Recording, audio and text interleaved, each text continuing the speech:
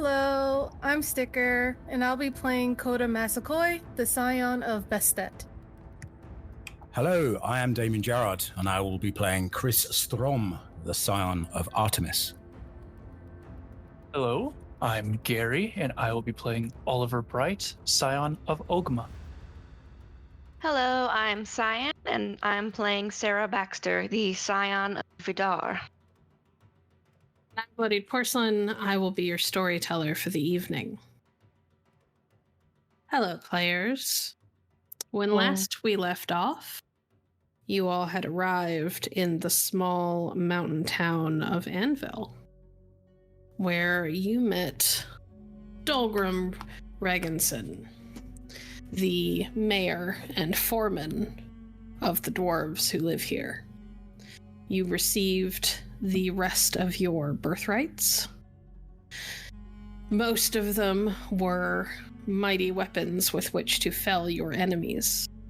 You all had the opportunity to meet once more with your friend Teddy. In his ghost form. You had the opportunity to meet up with Brigitte, the Tuaha goddess of the forge. And Oliver finally came face to face with his divine father, Ogma, who then, in turn, bequeathed him not only with a magical monocle that allows him to read all languages, but introduced him to the Morrigan, a powerful and frightening figure who helped him create the book that Oliver now calls one of his birthrights, and explained to him that access to fate itself is a dangerous and potent tool, not to be taken lightly, and only to be used when absolutely necessary. He was also informed that she would return to him the following morning to bestow upon him a geas,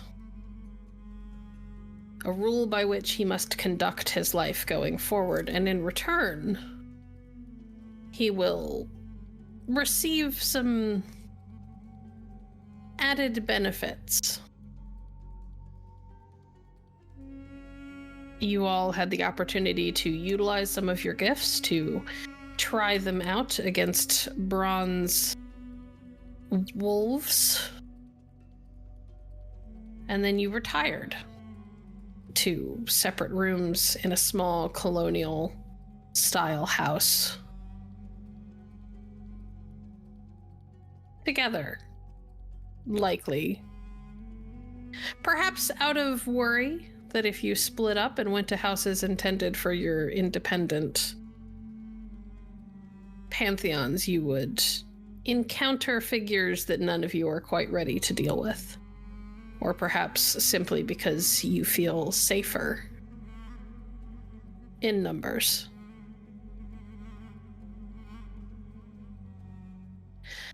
It is the next morning when you all wake. The night was perhaps not as peaceful as you had hoped. You weren't kept up all night, but there was occasionally a clang of something loud, voices out in the street. If at any point anybody had bothered to look out their windows, they would see dwarves scuttering here and there, going from building to building, taking advantage of the precious hours when they are allowed outside, without risk of the sun turning them to stone.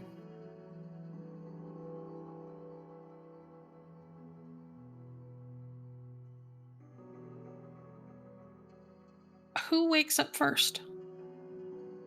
I imagine it would still be me. I'm still very used to being up early, so unless anyone else is up a buoy for 6:30 or so. Up and at 'em. Definitely not before 6:30, but Coda does actually wake up early this time to practice with her weapon a little bit more. Good to know. Good to know.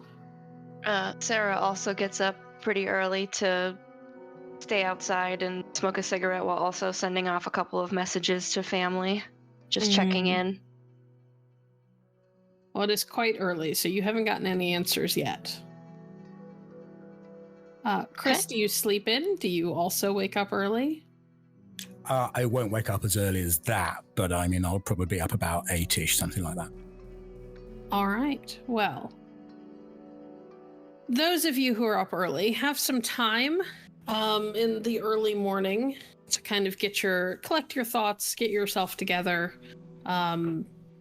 In Coda's case, maybe have a couple of tepid, lukewarm toaster strudels that she refuses to put in the toaster or the oven. They just taste better like this. I don't believe you. It's really not safe. It's not. We're literally pretty much kind of practically almost immortal. So what is a toaster strudel going to do to me that a wolf hasn't tried to already? Indigestion. And failed. Indigestion, mainly. Do we feel that? Are you trying to find out? We still use the bathroom. This is the time to find... That's true, we do still use the bathroom. But this is the time to find out if we feel these things. Not in the middle of battle where suddenly my stomach is hurting. This is the time to figure it out when we're kicking back our feet in like a dwarf house, neighborhood, town. Miss Massaquoi, I applaud you for the sacrifice you're committing for the rest of us. You're welcome. And she'll go back to eating one and like swinging, like switching her bat back and forth between a sword and a bat and like swinging it around. Carefully swinging it around. So as you're eating, you hear a thunk come from the kitchen. What was that? And then another thunk. Mr. Strom? No answer. I imagine we should investigate that. Yeah. Yeah, Sarah's gonna start walking towards the source of the noise. Same. You all walk in just in time to see Mr. Cat pushing a bowl off of the counter and onto the floor. And there are already 2 cans of tuna fish next to where the bowl landed. Right. And he sort of yawns. Took you long enough. Oh my goodness. Aren't you like supposed to be like a smarter cat? Not that you're like, I'm calling you dumb or anything, but you're like smarter. You could just come to me and say, hey Coda, I'm hungry. I shouldn't have to. Were you like this with my mom? Your mother never forgot to feed me. I didn't forget to feed you. I just woke... Okay, anyways. And You fed yourself just fine. Oh my gosh, here you go. God. We only receive half of this conversation, right? Yes, you receive exactly half of the conversation. I'm just going to kind of give Sarah a knowing look as I pour myself a cup of coffee and then indicate if she would like one. With a bit of a grin, she'll nod. I'll pour a one for her as well. As Coda bends to transfer the tuna fish into the bowl, the cat perches on the edge of the counter with his little chest puffed out like, yes, I am a tiny god. You would do well to remember this. I hope no words, just all attitude. She'll give him food. And then pet his head.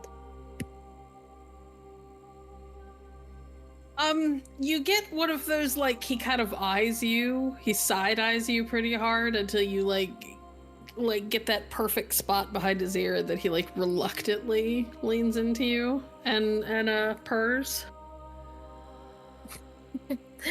There we go. That's what I'm talking about. And then eventually jumps down and begins to eat while Sarah and Oliver are finally able to get to the coffee maker because he's out of the way. What kind of kitchen setup are we looking at? I mean, fairly like simple, but like all the necessities are here. There's there's coffee. There's a decent coffee maker. It's one of those ones that I can do either like a full pot or like single cup. That sort of thing. And there's coffee in the cabinets. It looks like they kind of put a little bit of everything as far as like just staples so that people always have access to the basics at the very least. But you do get the feeling that this is not a place where you're like the intention is not for people to like cook and eat all of their meals here. A very simple breakfast could maybe be pulled off, but if you want something more in depth, you're going to have to go to Town Hall, which is essentially treated as like the main hall. Sarah will look around and see if she can find the stuff just to fix up some eggs or something else simple. There's eggs, because in our world, bird flu hasn't happened. She'll look over to Oliver and Coda and motion to the eggs. You guys hungry? I can take a few. I can eat. All right. Do you need help? Making eggs? I don't know. Sure, if you can help me find a whisk. Sure, she's gonna try to help looking for a whisk. Sarah will start cracking eggs into a bowl. So while you guys are cooking, Mr. Cat kind of apparently has eaten enough for right now. There's still some in the bowl, but he seems content, and he sort of noses the bowl kind of off into a corner where it won't get kicked across the room and then disappears. While they're cooking, I'll clean up after Mr. Cat. Well, I think it's obvious, like, when you watch him that he's moving his bowl out of the way so that he can come back to it. He's just not ready to eat the rest of it yet. In that case, I'll leave him be. Although knowing Coda, there's probably, like, empty tuna fish cans, like, on the counter that could be thrown away. Yeah. I'll throw those away then.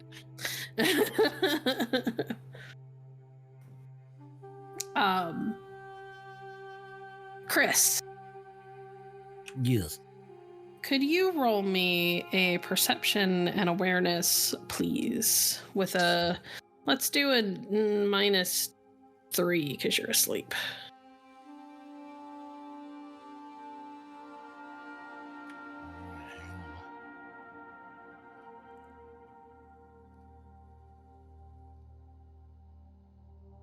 I remember if you have epic perception now. I do. That's a question mark, not a... Yeah, I know. Let me try that again. You can't do it as an edited thing. You've got to do like a whole new thing. I'm sorry. It's all right. Lesson learned. So that's difficulty. Yeah, it's 1 then. It's 1.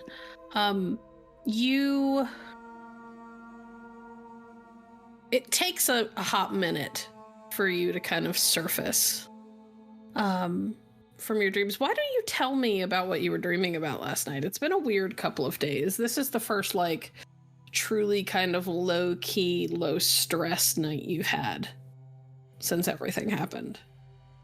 I was dreaming of being stripped to the waist, but wearing a pair of camo trousers, bare feet, and just running through the woods and jumping over fallen trees. And I was chasing an animal, but the animal was never in sight. I never knew what animal I was chasing, but I knew I was chasing one. And the dream just went on and on and on and on of me without tiring, just running and jumping, like some impossible jumps and some fast speeds just through the woods. It was a snowy landscape, so close to the Arctic Circle. It was cold. My breath was definitely condensing as I was breathing out quite heavily. I love that. Okay. You wake and it's slow. But you wake to something against like your cheek. Put my hand there. Oh, you just put your hand up? I'll open my eyes and kind of put my hand on my cheek as if I'm feeling something there. Something must be there. Right. So you bring your hand up to touch your cheek to see what's there, and at the same time your eyes open, and there's a cat sitting on your chest. And he had his like paw on your cheek, like he was like maybe doing that thing that cats do where he was like tapping you to try and wake you up. Hey, Mr. Cat, what do you want? He sort of gives one of those like incredibly like wide mouthed hard cat yawns. Gives you a little indignant like mew, and then like gets up, kind of circles on your chest for a minute, and then like hops down and heads for the door, kind of pauses at the door and looks back at you. I'll look at him and nod and chuckle. Yeah, I get it. Okay, I overslept. give me 5. You get a meow and this little flick of a tail that you can almost imagine as a salute, and then he disappears through the doorway. I'll just pull a t-shirt on and head out, putting a brush through my hair as I go. You enter the kitchen in time to find your companions making breakfast. Mr. guys. Strom, good morning. Coffee? Oh, yeah, you said the magic word. Thank you. Good You morning, got it. Kris. And we'll pour him one and kind of slide it across the counter. You're a lifesaver. How you guys doing? Actually, I think I feel better than I have in maybe 10 years. Right. Yeah, I had a really good night's sleep. Oh, that's good for you. I had the opposite. The clanging and such kept me up a few times, but in general, I feel quite well. Clanging? Yes, I think the dwarves were working on things outside. Oh, shit, I didn't hear a damn thing. Oh, well, do you want some eggs? Oh, yeah, you got any bacon? Sarah will look around for some bacon. There is bacon in the fridge, yes. Yep, looks like we do. Oh, will you marry me? She'll just turn around and like raise an eyebrow and then go back to cooking. I would love to make some bacon, thank you. There's a voice from like the hallway outside of the kitchen. Well, if it's a wedding you're after, we could probably make that happen, but you should know we're a bit busy. We've got a bit of a waiting list for things like that. It's okay, I think we'll wait. Morning, Betty. Morning, dears. Coda darling, would you be very kind and pull the shades over that window over there, please? Mm-hmm. She'll just go over and do it in the most extra way ever. Like Coda, like Mr. Cat. As you like cover the window, Betty sort of makes her way in, and you guys get a chance to kind of realize for the first time, because last night her outfit didn't really show it off very much, but today she's wearing like capris, like cutoffs, and you realize that one of her legs is actually like it's like a prosthetic. How did you all sleep? Well, I hope we didn't make too much noise for you. No. Yeah, didn't Very hear well. a thing. Oh, that's good. That's good. Would you like some coffee, Mrs. Mayor? I would love some coffee. That's very polite of you. I am on it. So, is the group or the gaggle of gods still here and talking, or have they all left? Some of them are still here. The All-Father left at about 5, 6 this morning. Athena left a little while ago. I look just a little bit disappointed at that. Sarah also looks disappointed. I'm just looking at the bacon and eggs.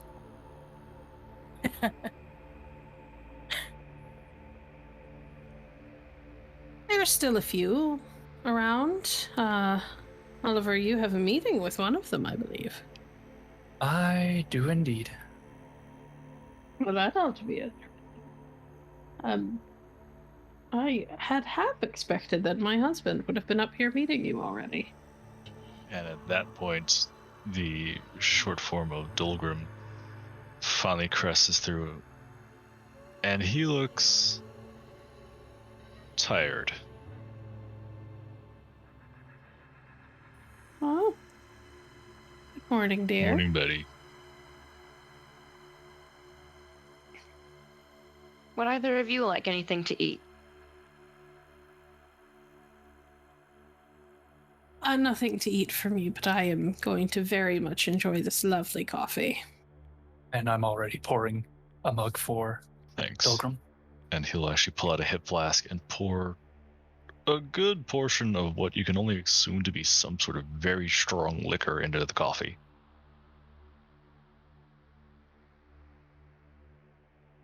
Good idea. Want some? Huh.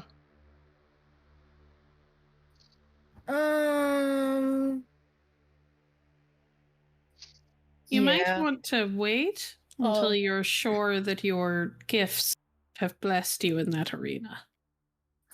Right. Yeah, Right. fair point. You're already towing the line with the toaster strudel. Oh my goodness, it's going to be fine. It's bread, fruit preserves, maybe. It's And- processed crap Yeah, is what it if you is. actually want something good, you should get it hand-baked. Sarah will start passing plates around to everyone. I make a lovely turkey. I'll gladly eat it. Honestly, if I wasn't working so hard, I'd probably be at least 300 pounds right now with how good she makes. What were you working on? Or what were all of you working on last night? Or is it a secret? Oh, a great number Damage of things, control. dear. You're not the only scions who need weapons or upgrades. A lot of the gods have put in orders for things for children that haven't even had their visitations yet. The drinking contest between the Morrigan and Odin Allfather.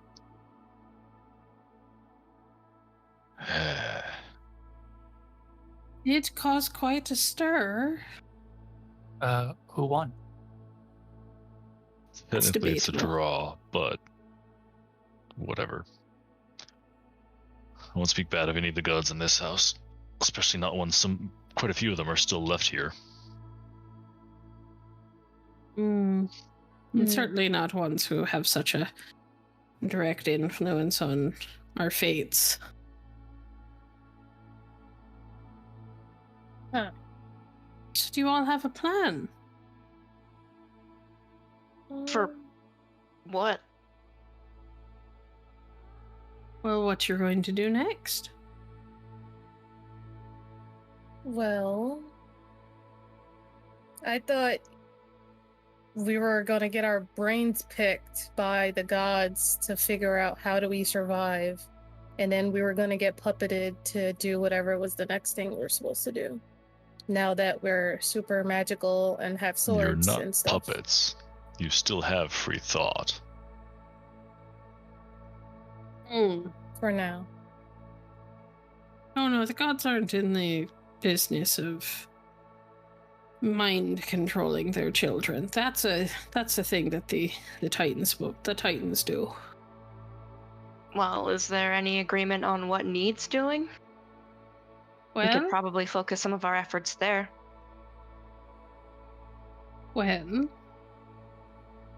I mean, perhaps the Morrigan could shed some more light. We weren't exactly privy to the big meetings that happened last night. My understanding is that you all were quite the topic of conversation, but if it were me, I'd be looking into figuring out who attacked you, how they found you. It's supposed to be impossible that you could find someone who has the potential to be a Scion when they're not actually one yet. None of you, my understanding is that none of you were even on the eve of your visitation, so it's not like your Ichor was up.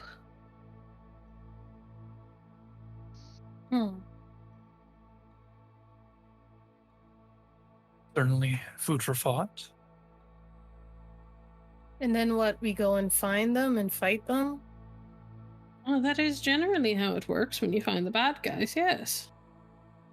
Fight them, or at the very least, put the fear of you into them enough that they don't want to keep doing what they're doing. Not to be rude, and I don't ever mean to be rude to you, Betty. You've been nothing but kind to us.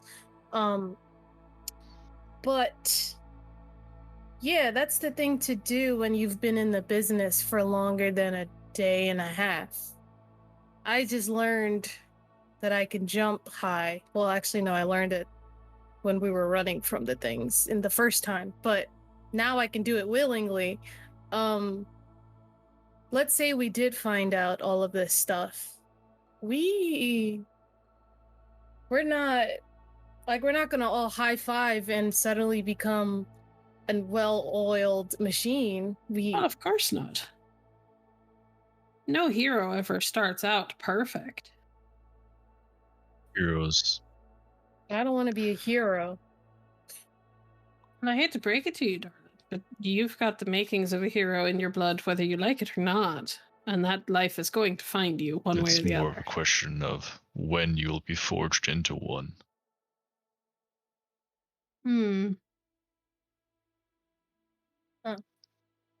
And as a Fate has a way of pulling the things that you least want to you when it comes to this sort of thing. Beowulf was not always a hero of legend, nor after all. Perseus, Odysseus, Right. etc., etc. Cuchulainn.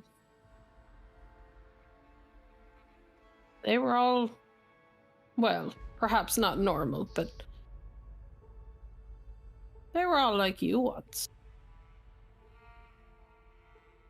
No matter what the stories say, they all thought that they were just normal people until one day they found out that they weren't. And then they got pitched headlong into fighting monsters and saving damsels and slaying dragons, that sort of thing. Now, far be it for me to be the one to give you orders. I'm not giving you orders. I'm just saying, fit for me, I'd be looking into who did this and why. A good suggestion. I guess we don't really know where to begin with that. Well, there's one thing that always happens at the beginning of any good quest, and she'll look over at A seer her husband. or an oracle.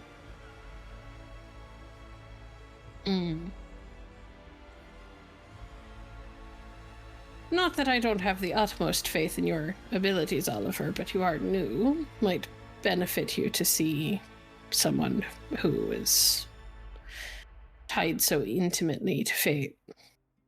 I was thinking the same thing. I apparently possess the abilities to seek out pieces of fate myself now, but apparently I can only do it sparingly, and then we might need it later on. So if there's an oracle about, I suppose it would be wise to seek them out.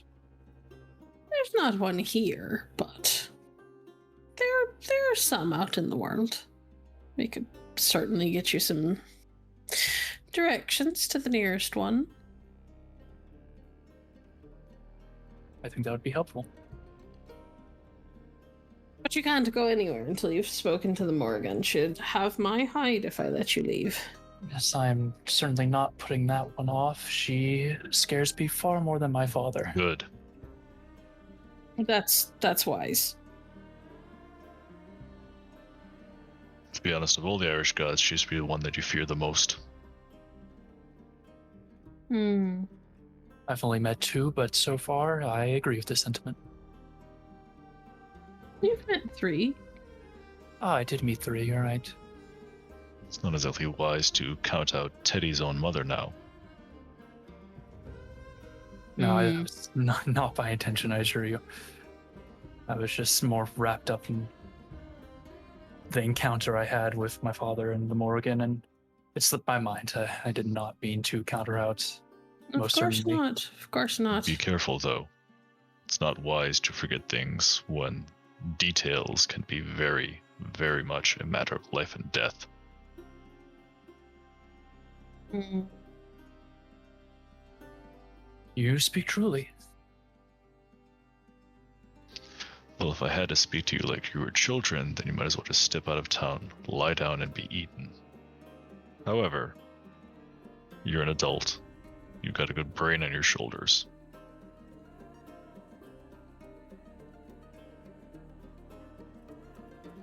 Most of the time, at least. Don't disparage yourself like that. I'm trying my best. It's not going to happen all at once. And you should try harder. How about we enjoy our breakfast? The Tuatha are a great many things, but they are not terribly tolerant of people, well, That is putting it lightly. down talking their bloodlines. Let's put it that way. Pride is very important.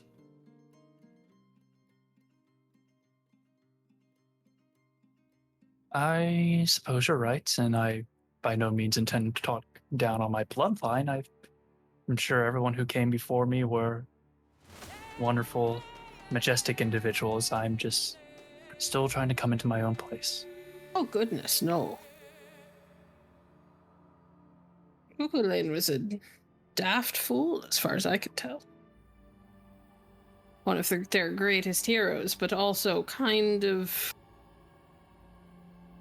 A wise yet Let's just say that my great-grandma met him in person and said that he was nowhere near as wise as people tried to make him out bumbling to idiot be. in many cases. So, Mm. so you can talk down on my bloodline, but I cannot. There you go. And I have benefits. They need me. And I'm old. Too old to care. That is very fair. You lads still have a lot to prove. I've proven myself many times over. All that being said, Sarah dear, Yes. I have something I need to speak to you about. If you could walk with me. Sarah will put her fork down onto her plate and head over.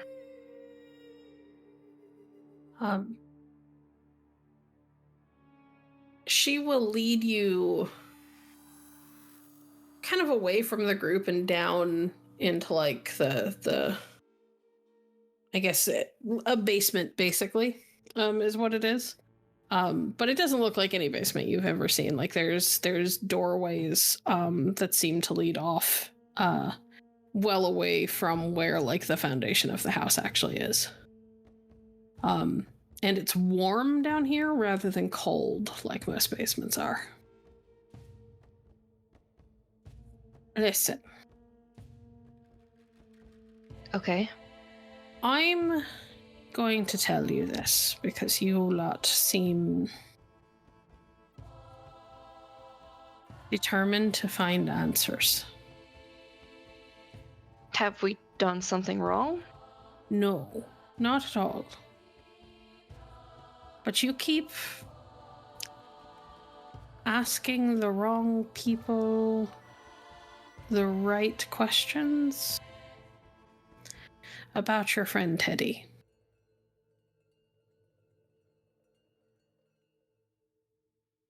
Well, I assumed we'd need to come to some sort of agreement with one of the gods who had domain over death, rebirth.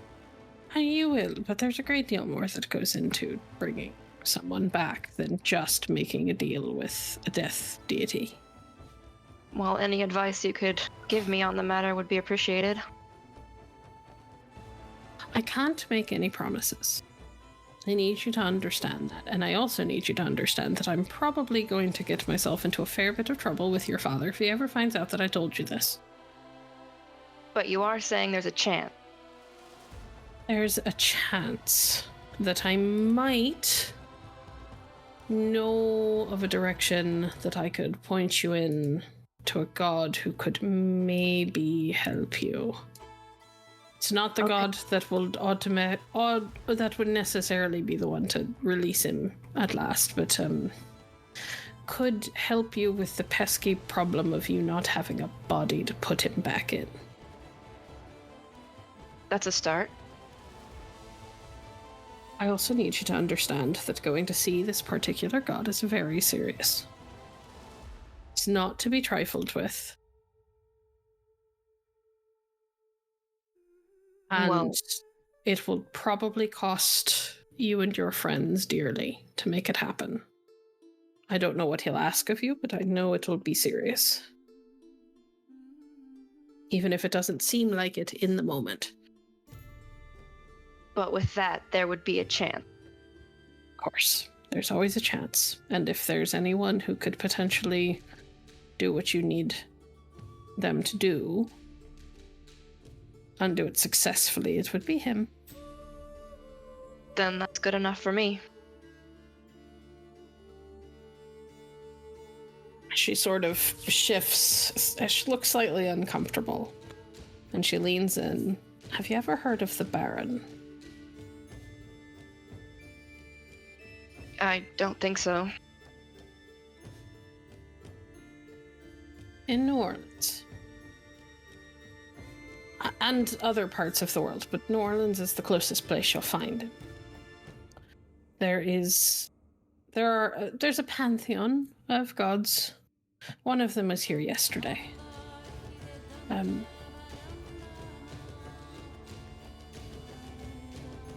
There's a god named the Baron, Baron Samedi. They are voodoo gods, Loa. But there is no one more talented with animating a body and helping to put a soul inside of a body than the Baron. Sarah actually pulls out her phone and starts taking notes. Okay, New Orleans, Baron Samedi. How do we find this Baron? He'll be hard to miss. If you can't find his bar right off the bat, hit up Bourbon Street on a Saturday night. Then he'll definitely be there. And if you're very, very lucky, his wife won't be.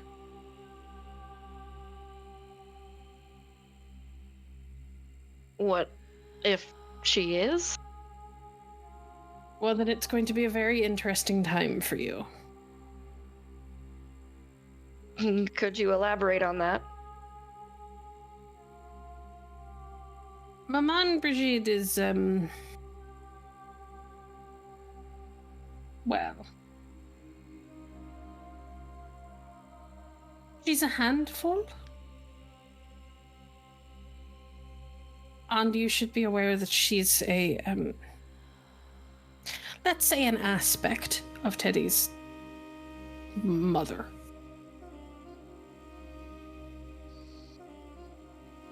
Wouldn't that help us? Yes and no. She's not like the Brigitte, the Bridget you met. She is her own version, but you'll find that there's an uncanny resemblance, and she's got all of Bridget's fire and attitude and capability, but a much more harsh and in-your-face style of bringing it to bear. I don't know if she'll be aware of Teddy, because technically she's an aspect, she's not the same god. Okay. She's like a mirror to the Bridget that you met. That's good to know. Definitely don't want to piss off any wives of death gods by mistaking them for someone else. She's in her own right a death god in their pantheon. But her husband is the death god. My understanding is that people who belong to their pantheon can't die unless he digs them a grave. That's the level of control he has.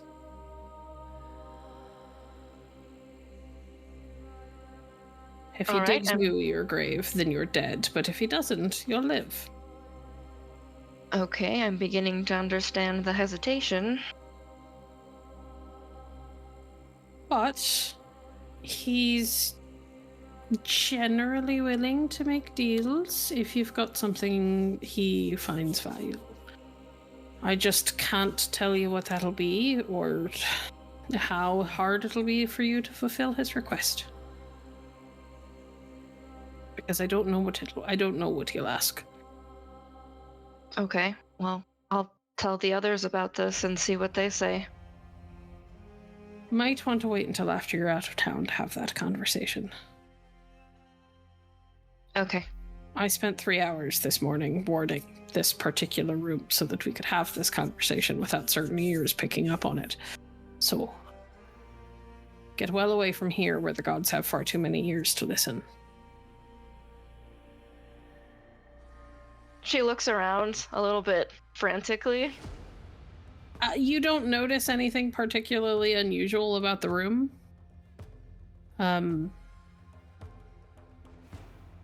She doesn't seem stressed that anybody can overhear you as long as you're here. In this area. But you do know that she did not utter a word until you got into this room. Never thought the gods would have so much in common with the NSA. But yeah, outside of town. Where do you think the NSA got it from, dear? Your father alone. That's... Oh no. Oh, you've really got to read more, darling.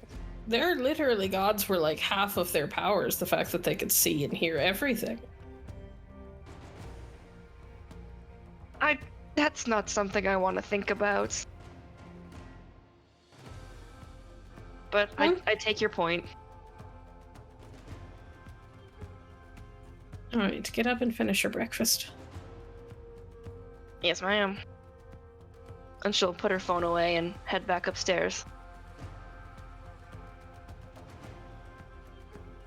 She will follow you up.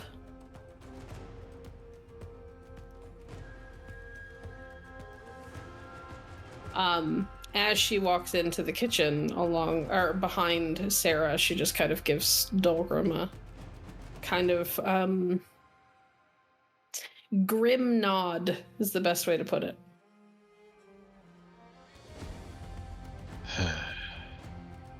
Well, we do have some things to talk about after we head out, but in the meantime, I think Oliver has a meeting, and we should talk tactics while we're waiting. That would be smart. Among other things. It's a good idea while I'm away. Among other things. I am going to get back to what I was working on. Dolgrom, you should stay and take a little bit of a rest. If you keep running yourself ragged the way that you have been, you're not going to be of any use to anyone in a few hours. I'll be fine, Betty. I mean it. And she'll sort of waggle a finger at you as she's like hobbling for the door. Betty? Yes, dear. Make sure to rest yourself, alright? I'll be fine. You children have a lovely breakfast. She'll disappear down the stairs back into the basement.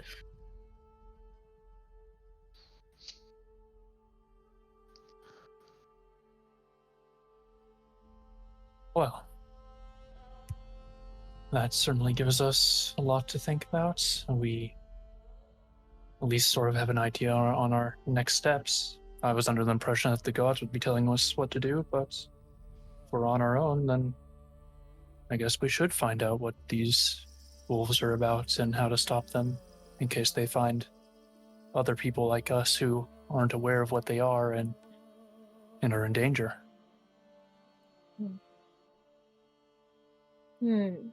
I guess they want us to find an oracle, or we're going to be told who an oracle is. Seer. Yeah. Is that what? Oh, a seer. Oracle is the Um, Dodecathion's version, if you will. Right. Do you not know of the Oracle? I know what the word means. And the Yep. newspaper. There is no spoon. It's the only oracle I can Not think of. quite that. And he'll actually look to Oliver and say, "Can you assist in teaching this, or do I have to tell them about the Oracle of Delphi myself?" I was going to mention the Oracle. Yes, yeah, I know. Oracle of Delphi. Oh, I know who that is. Yeah. The Oracle of Delphi. I've heard that before. I actually have. Is Massaquoi? I Are you actually have. sure? I You actually promise. have? Yes. You promise. Don't Then ask how me to about explain it. You educate the class then, Miss But- Massaquoi. I'm on break from school, please and thank you. Yes. And that is all. And she's gonna start shoveling her food into her mouth. Bastet's daughter. School is never out for Scions. Yes.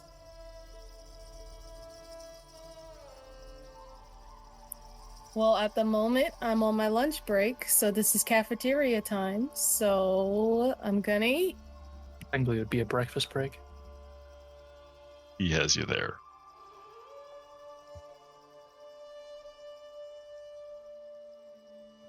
Wow, I love my teachers.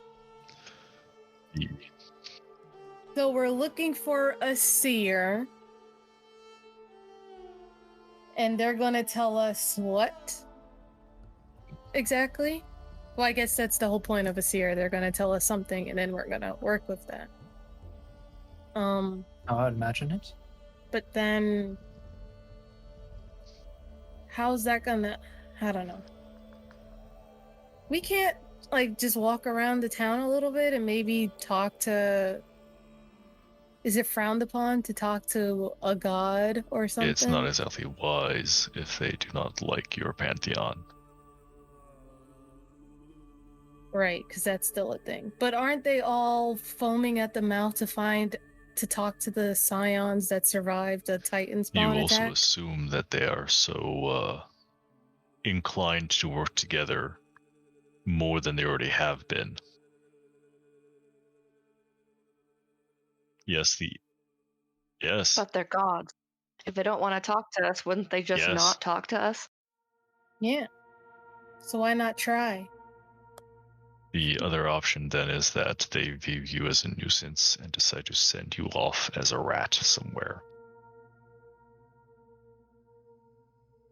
And then how does It that help doesn't. them? But they'll be satisfied for a moment.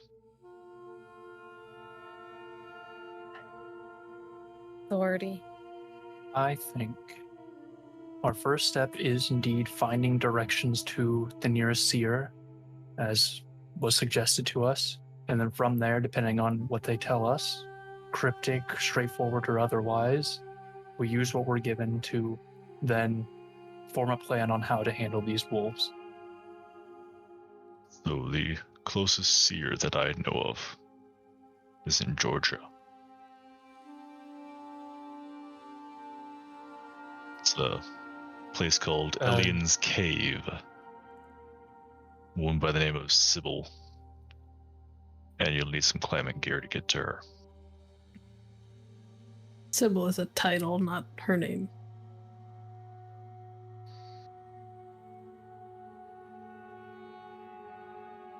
You said Ellions. elegance? ELLION''S.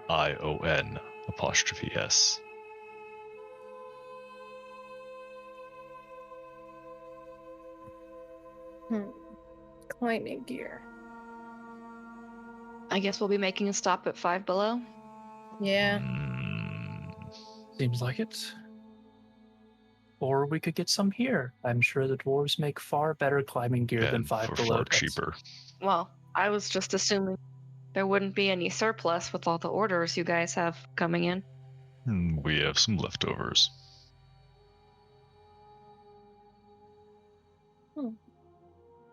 Is there And- any chance you have some other types of leftovers? The kind that would help protect against, say, teeth and claws? He simply reaches over to his vest, pulls a red cord, and it turns into armor on him. Like, his entire tactical vest actually turns into a full suit of armor. Fresh out.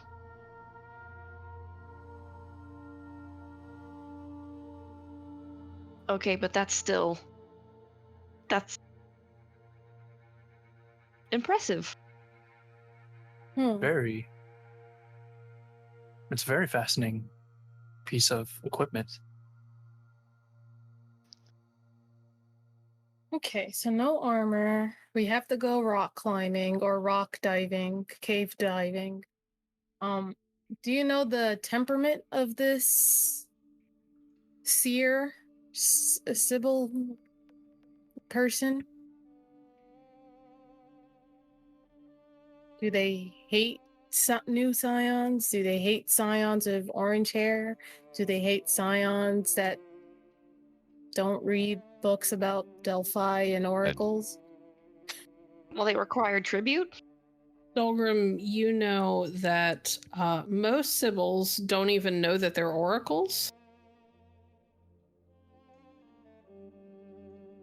They are frequently believed to just be crazy ladies who don't like, their power is tied to a specific area or a specific wonder or cave or whatever. They don't generally know that they're oracles or sibyls. Sibyls are always female, and they don't even realize that they're speaking a prophecy until like when they're doing it.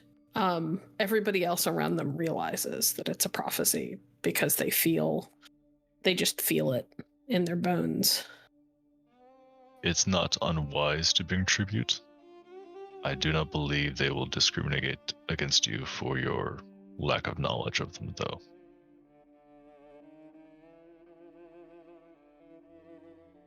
Just to clarify something, you said they're in Yes. Georgia, correct?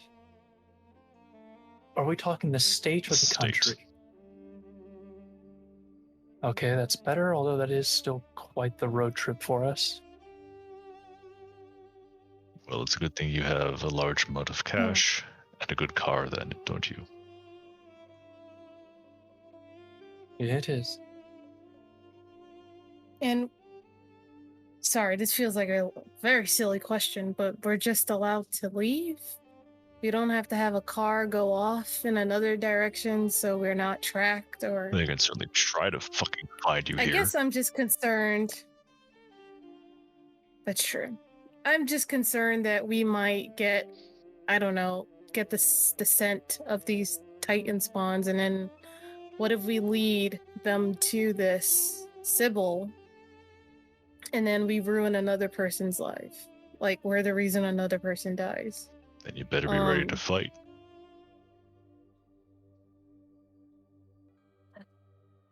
That's what I didn't want to hear, but also, I mean, I'm down for a fight right now. Okay. Yes, Sarah? Before that, we should probably prepare somehow with medical equipment. Does anyone here have knowledge of, like, first aid or I know a few things from living in a household with a mother who is a surgeon, but not enough to be incredibly proficient. I can help with a few things. I know how to use a first aid kit effectively. Well, it's better than nothing. Mhm. Huh. Storyteller. Yes, dear. So I know about medicine for animals. Could I apply that somewhat to humans? You could. There would probably be like a negative to the number of dice that you can roll. Okay.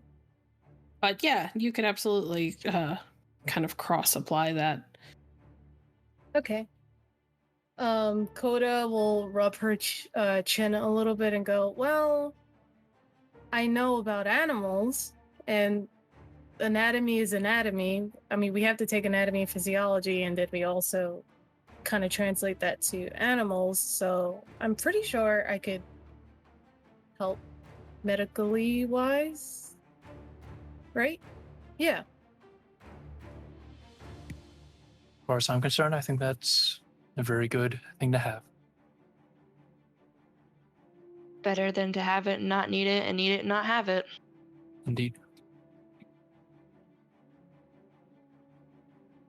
Anyway, I'll let you all gather supplies, make plans and such while I'm away, and if I can squeeze any information out of the Morrigan, I'll try my best, although I feel like if she just glares at me once, I will burst into flames.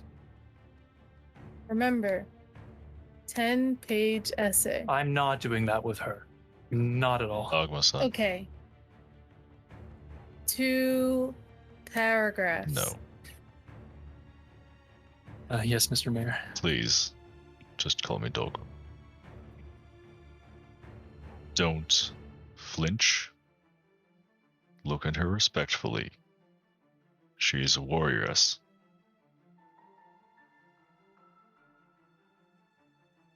Alright. Thank you for the advice. I will do just that. Alright. Anyone else have any questions for me? Kind of looks across Kris, who's been mostly eating this entire time and hasn't spoken up a whole lot. I'll look and just shake my head and say, "Oh, I got a lot of process right now. I don't think I got any questions." Looks to Coda.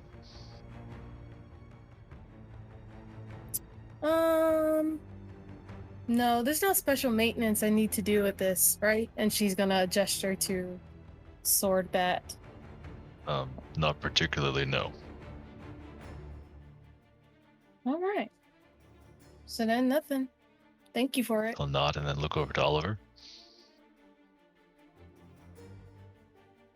You've been very helpful towards us since we arrived here, and as of right now, no questions come to mind for me. Then looks over to Sarah. Just if I could add some more bullets to our supply list before we head out. Sure. I can take it with me to my forge and carve some more runes onto some. Oh yeah, I better get some Wonderful. arrows. I don't remember exactly if Apollo specified if you needed arrows with that bow, but that might not be a bad idea either. Yeah.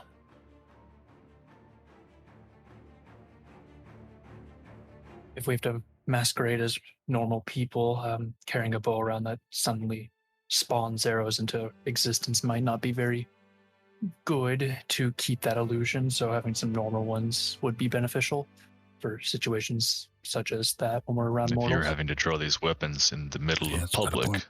it's already gone very wrong. That's true, but never know the situations we might find ourselves in. Kris, do you have a guitar case, maybe? Like the ones that they like strap over their backs and stuff? I mean, I've got a guitar case for my PRS, but that's back in the house along with my driver's license, guns, and God knows what else. You have your driver's license, remember? I've got a replacement, yeah. Well, I guess that's something we could stop at a store and get. Like another guitar case. So your bow and arrow. It's kind of like a Tommy gun, but only thing yours is actually a guitar, and then it turns into literally everything else.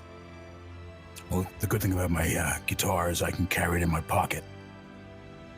The knuckle dusters. Right. Yes. But I gonna can't add carry that. arrows, though.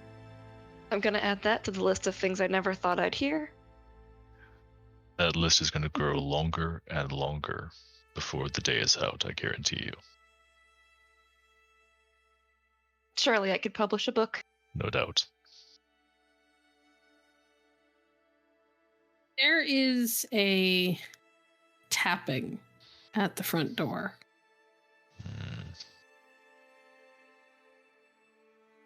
I'll get it, and I will indeed go up and answer the door. Outside of the door is a tall, finely featured figure with long, kind of strawberry blonde hair and blue eyes. He is one of the most beautiful people you've ever laid eyes on, but it's entirely unnatural. It's too pretty. Very, very borderline uncanny valley. And he kind of turns to look at you, and his eyes kind of, do one of those, he meets your gaze, and then he kind of looks down at your shoes and then back up at your gaze. I take it you're Mr. Bright. That I am. The Morrigan is waiting for you. I was just on my way out to meet with her. I'll sort of turn around, turn back to the others. Wish me luck.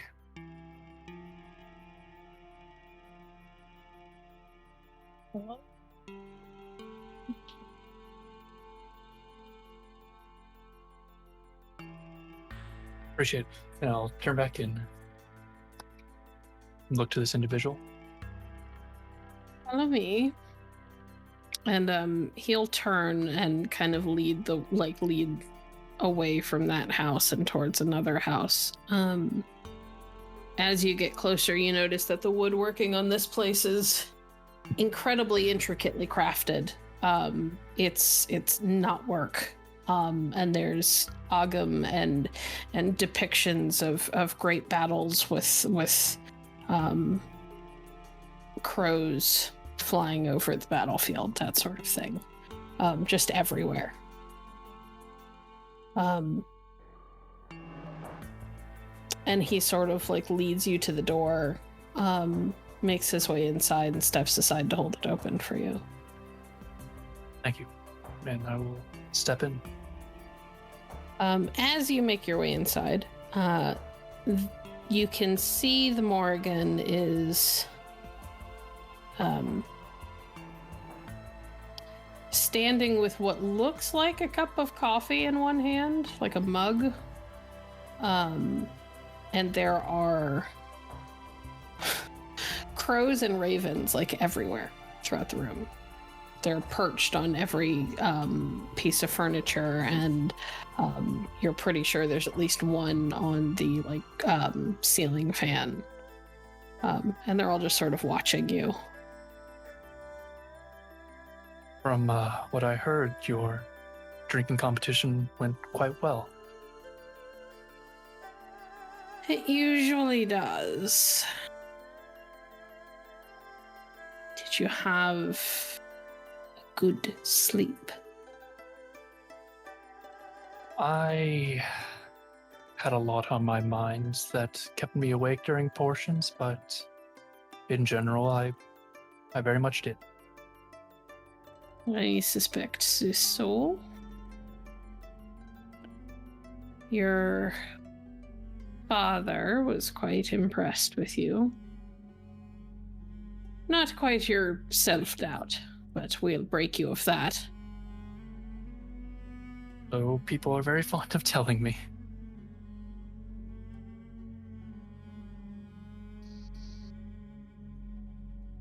Did you bring your book? I reach into my jacket and pull out the book. I keep it on me at all times. Good. Should not leave your side until the day I take it back. Made out to be a very powerful artifact. I would not imagine ever doing so willingly.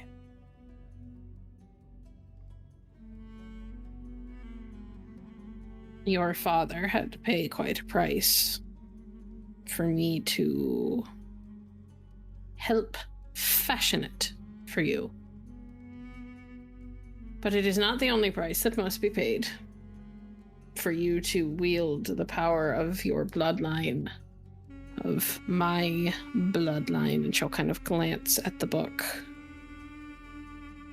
There is an oath you must take. All of our scions, all of our gods, everyone who belongs to our pantheon swears their oath. These are not normal oaths. These are not paltry, petty promises. Failing to keep them can get you killed. I Or understand. worse. I understand.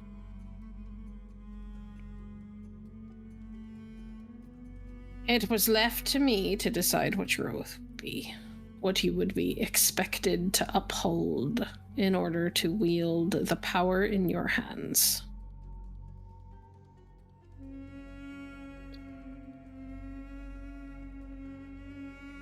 One day, there will be a second vow that is asked of you. But for now, I will only force you to swear the first. You're not ready for the second one yet. I trust your wisdom.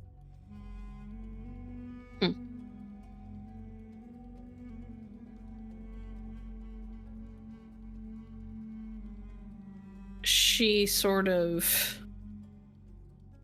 sets aside the mug in her hand, and kind of walks towards you, folding her, or tucking her hands behind her back. And she sort of circles you slowly. And she has one of those intense, focused gazes that reminds you of the birds that surround you at the moment. I'm going to try my best to follow the advice that Dolgrom gave me and stay still. Do not flinch or buckle under the pressure, and just remain upright, good posture, and just looking forward. She'll kind of pause in front of you. There are a great number of things that you could improve on to be the scion you are capable of being. You will vow to improve yourself while you work to become everything you are capable of being. And you will start by learning to defend yourself and those around you. Your father is quite fond of using his fist, so we'll start there.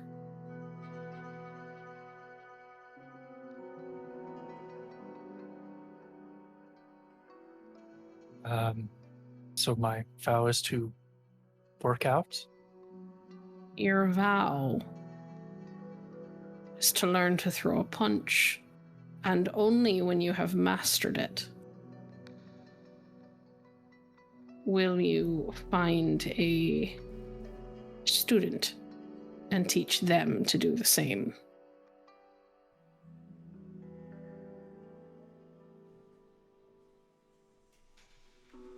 I want to stand quietly for a moment and think that over. You are entering into a life of violence, Oliver Bright. There's no avoiding it. You have to meet the challenge or you will die. That is fair.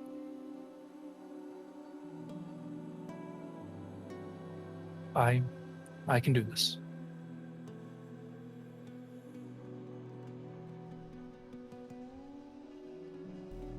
I can take this vow. We shall see.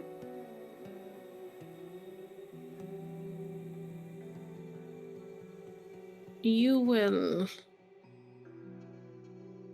tie your story and your life going forward to the effort of improving yourself. This will be the first way you do so. If you live up to it, you will find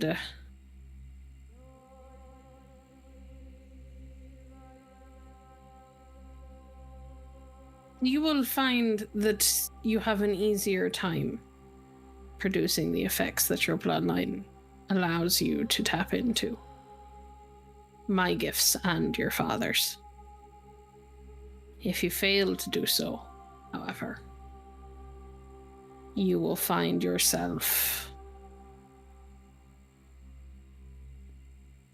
depleting your reserves of energy quickly.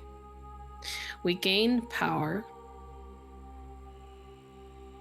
and we are able to amplify our gifts by living up to our vows, by embodying the things that we are meant to be.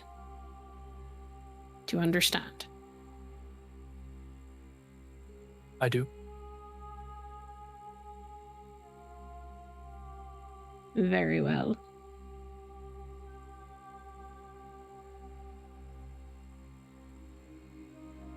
Oliver Bright, I lay this geas upon you. From this day forward, you will make an active effort to learn to protect yourself physically with your hands, to devote yourself to the task of becoming the warrior that your blood makes you capable of being.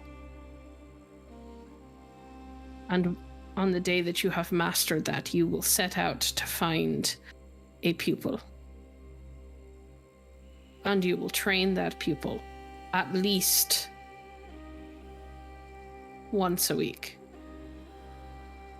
until they themselves have become masters.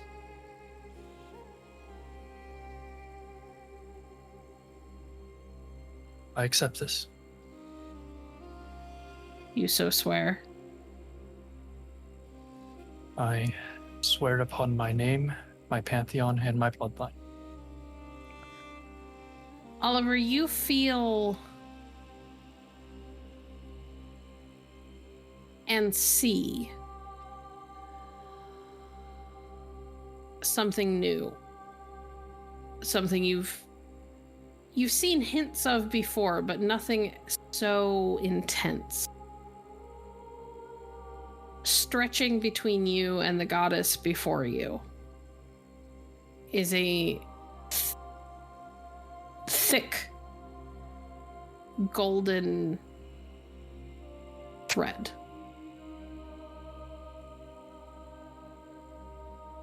You know it's not physical, but it feels more tangible than any physical thing could ever be.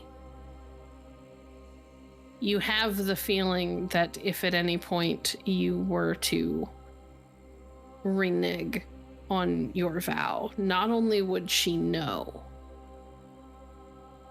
but it would feel as if this thread stretching between you might wrap itself around you, as if it were trying to strangle you. You have just earned, out of character, so you, the player, are aware, you have just gained a rather potent fate bond. Alrighty. You have also been given a potent geas of the legendary variety. And the geas itself is the skill geas. You are required to work towards maximizing your hand-to-hand ability, your melee. Or Alright. brawl, I apologize, not melee, brawl. All right. When it is full, you will have to find yourself a pupil, and you will have to train them at least once a week. All right. For those at home who may not be aware of what a legendary geas does, those bound by the legendary geas regain legend at double the normal rate for as long as that geas is upheld. Additionally, each time he upholds his geas in such a fashion that his life is made more difficult, or there is some sacrifice involved for doing so, he regains a point of legend. Woe to the hero who breaks a legendary geas, however, for until he regains Enoch, he loses a dot of legend, reducing his legend pool and denying him access to boons that require a legend of that level. So essentially, if you break it until you have fixed it, you are stuck at 1 dot in any of your epic attributes or purviews. Understood.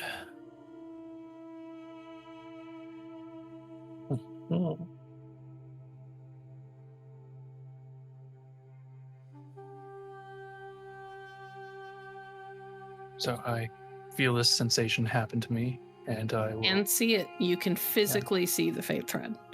You felt yourself kind of drawn to your companions because you've been through so much, and you could kind of tell now that you've got access to the fate purview.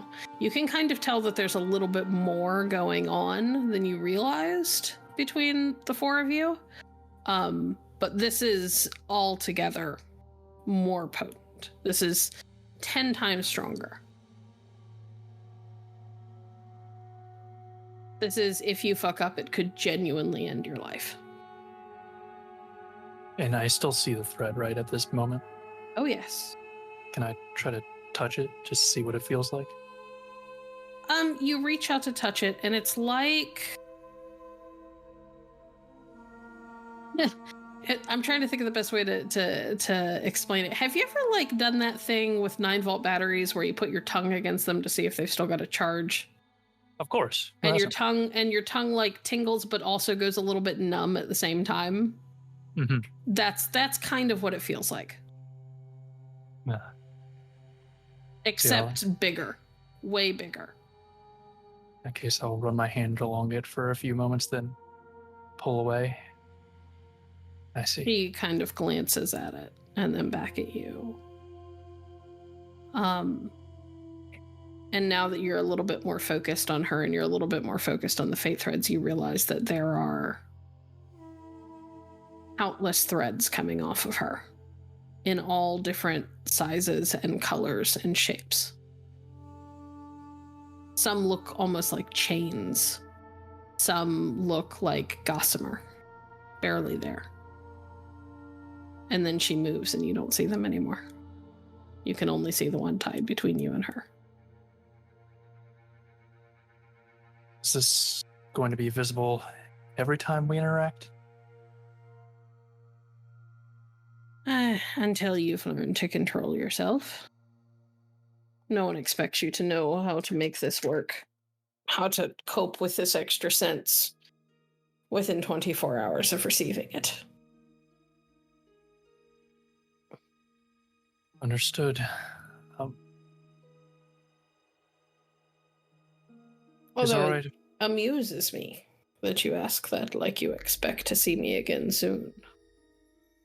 Most Cyans who have met me, even my own children, don't want to see me anytime soon after the first time. She does not seem put off by that. She seems amused. I will not lie to you. You do... Frighten you? I was going to use the word intimidate, as frightened implies debilitation, when in my case I find it oddly rejuvenating. Your presence reminds me of what I have in store for me and what I have to lose, and forces me to consider what I would do to protect those things. So in a sense, I enjoy your company, although I don't always look forward to it. That must be a very conflicting position to find yourself in. I find myself in a lot of conflicting positions. And then I wince. I'm very glad Miss Massaquoi was not around to hear that. Or anyone, actually. Well, not anyone. And she'll kind of gesture, and you are reminded with that single like wave of her hand that not only is she here, but so are like hundreds of birds. Maybe not hundreds, dozens. She sort of tucks her hands behind her back again. I'll find you in the coming weeks, and I'll test you to see how you're coming along in your practice.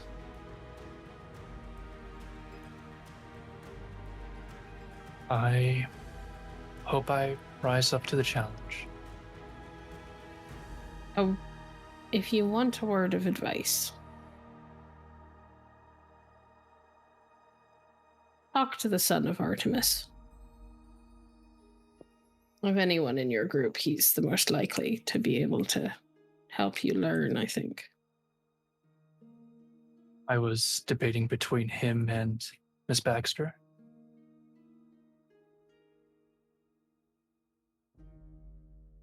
Miss Baxter has a history. Control has not always been her forte.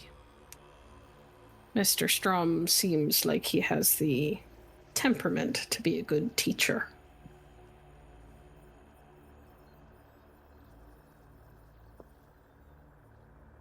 And if he ever seems reluctant, I think you could ply him with alcohol. That I probably could. Or cigarettes, although I think he has a trove of those right now.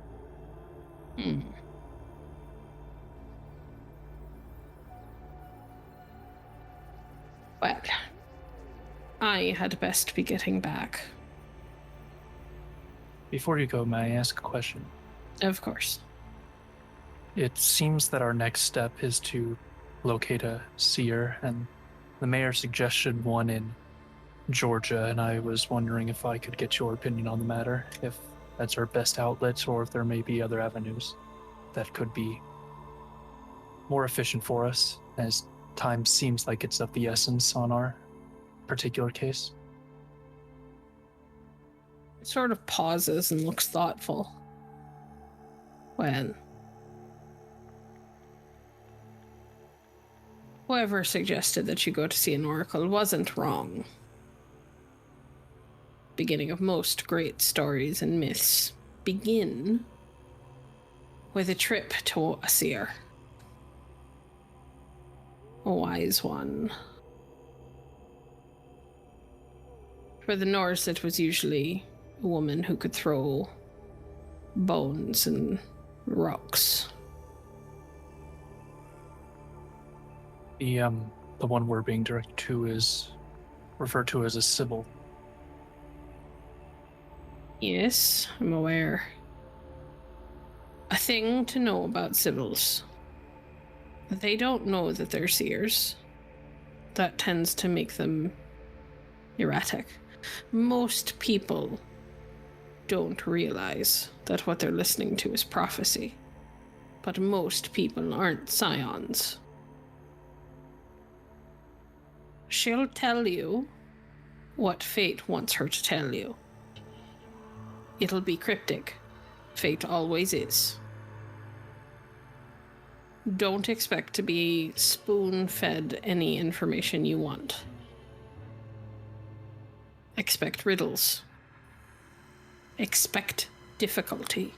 This'll be good practice for you, because when you try dabbling in fate and try looking forward into the future or even the past, I suspect you'll have similar difficulties. There are other oracles, other agents of fate, but they are varying degrees of dangerous and varying degrees of crazy. There's a radio host. I don't know if you've ever heard of him. He's a radio host and opinion columnist. The Bell Tower, I believe. He's what we call a Cassandra.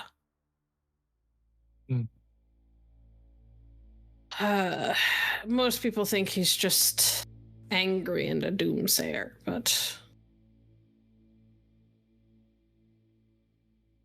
most of what he says comes true because it is. But his effect on those around him can be difficult and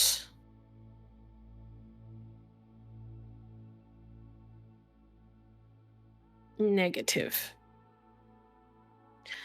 If it were me and I was going to see an oracle and I didn't have a Cyan to consult, a Sybil would probably be the safest bet. But you should be aware, Alien's Cave is not an easy place to traverse.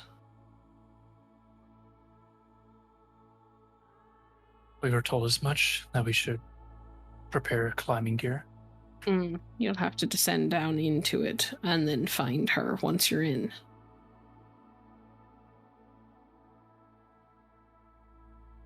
Don't try to remove her from the cave. Most Sibyls derive their power from their locations. The Oracle at Delphi couldn't have told you what you were going to have for dinner the next day if you'd taken her away from her home. Understood. So, you could seek out Bell Tower, but you should be aware that he is raving and angry. And might be a trifle bit more difficult to get hold of, given that he is minor celebrity. The Sibyl at Alien's easier to get to. Well, less security to get to him. Her. I will take it up with my group, although I'm leaning in the same direction that you posed for us, that the Sybil might be our better option. Beyond that, what we decided during the meeting last night is that your group has...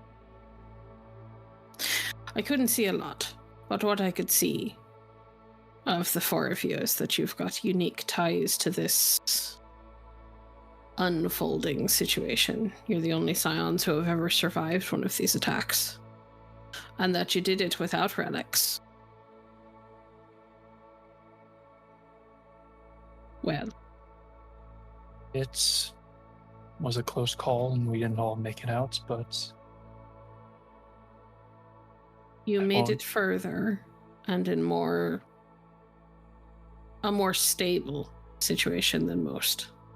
Anyone, really. We are stretched thin. We have other Scions trying to find the children that haven't been awoken yet, to gather them, to take them somewhere safe, keep them safe. We need a team that can start looking into things. Go see the Oracle, see what she tells you. That should hopefully point you in the right direction. Then that's what we will do. Very well.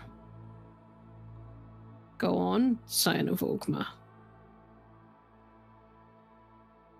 Thank you, the Morrigan. And with her permission, I will take my leave. She watches you go. As you get back to the house across and just down the street, you glance back towards the house where she was in time to see her step out of the front door, and all at once her body seems to melt away and is replaced by a massive flock of ravens and crows which take off into the sky.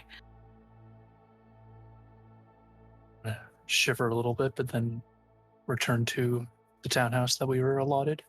Mm-hmm.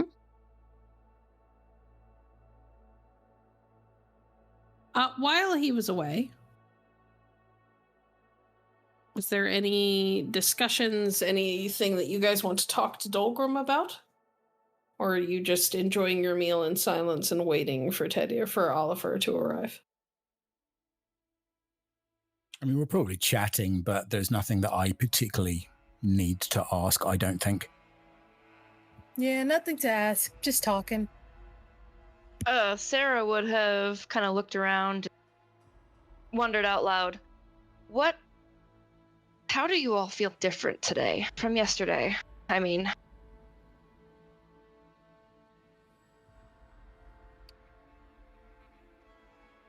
I don't know. It's I feel like I can see things better, maybe. Like my legs feel stronger. I don't know. I feel like looser, which I haven't in a while. Obviously, I can't feel any of my drugs anymore, so I might as well just throw them away or sell them. You didn't hear that last part. Besides that, not much else. Well, actually, I don't know. I feel kind of more like, what's the word? Like, I don't want to say I have more of a presence to me, but I don't know. I already usually felt tough, but I feel tougher, I guess. I don't know. Yeah, I mean, I definitely feel, well, as you said, I don't feel any aches. I don't feel any pains. I feel like fit, strong. I don't feel clumsy. Not that I did before, but, I just feel in touch with myself. Like my physical limitations have got bigger. There's more I can do. I don't know. I can't explain there is it. more you can do.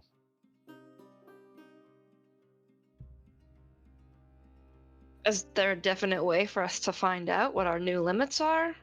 Because I'd rather not find out in the middle of a battle of creatures trying to kill us. You can always test them.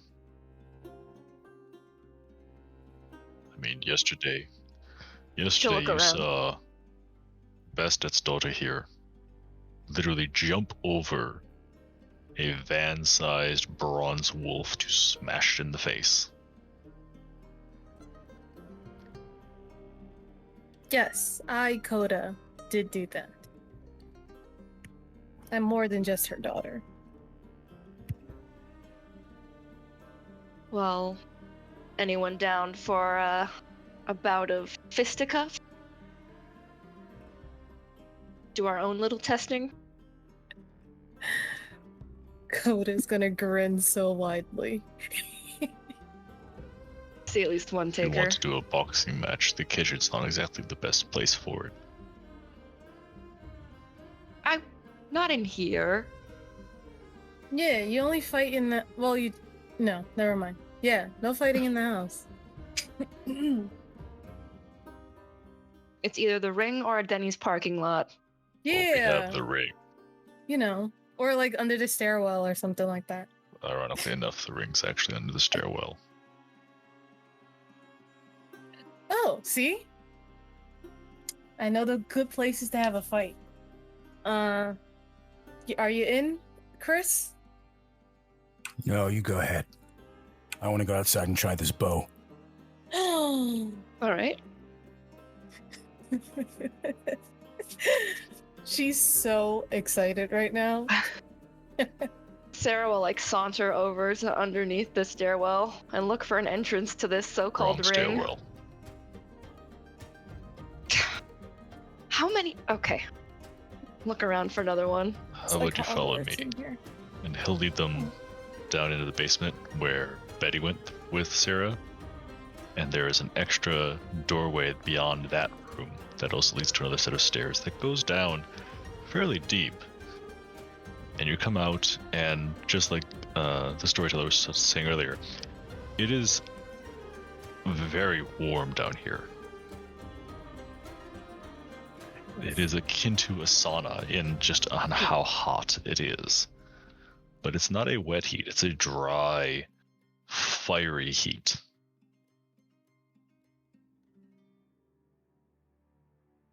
He'll lead you down this stone pathway, curving down, and then it opens up into a large, and I mean large, underground cavern. There are miners, there are forges going on, there are a number of blacksmithies all set up along here. There's tinkerers, folks going across the ceiling via zip lines. It is a bustle of activity.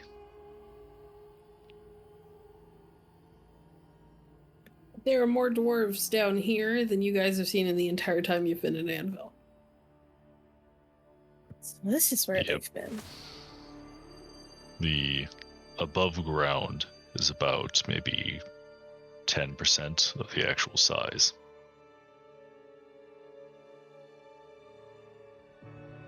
Taking a swift turn left, the stairway that you were coming down is actually a fully enclosed, almost tube, now that you see it, that leads down from the surface.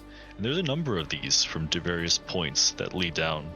So it's obvious that other houses in Anvil, the surface world, actually have these coming down from the basements that are hidden and buried into the rock. And it's actually beneath this stairwell that there is a large open ring. Does this work? Oh, yeah. Yeah. I would say Um, before we came down, she did lower a shoulder for Kitty Cat to come down with her. Because Oh, she's yeah. like, you could be my He's- referee. He's with you. As you guys are walking into this room, you hear this weird zzz noise, and kind of instinctively look up, and there is a dwarf who is in a harness and hanging kind of half upside down, and he just comes whipping through the room, and then manages to somehow stop very, very close to where you are, and reaches out, or hands over a clipboard to Dolgrom. All right. Signatures. All right. It's a new requisition form for the Passaget. What now? More scimitars, more kopashes, and bows.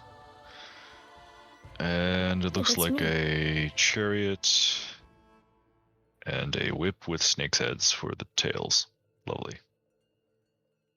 Mm-hmm. This particular dwarf looks young, but not like a child. Somehow he's more diminutive than Dolgrom and some of the other dwarves that you've seen. And he is wearing what look like Coke bottle glasses, except that there's it looks like there's multiple lenses, and some of them are up right now, and some of them are in front of his face. It gives him a uniquely almost bug-eyed appearance. And he's literally hanging upside down so his hair is just in all different directions. Dolgrim furiously scribbles off his signature and then hands it off. Make sure that you have Bargrim on that chariot. He's the best one with the vehicles right now. Yep. Got it, boss. Hi. And he'll kind of look at Sarah and put on this kind of bright, friendly smile. Is this a normal mode of transportation down here? It's one of the faster ones. Oh, it's mine. I came up with it. Do you like it? I could take you around sometime. Glorum, Still smiling. not now.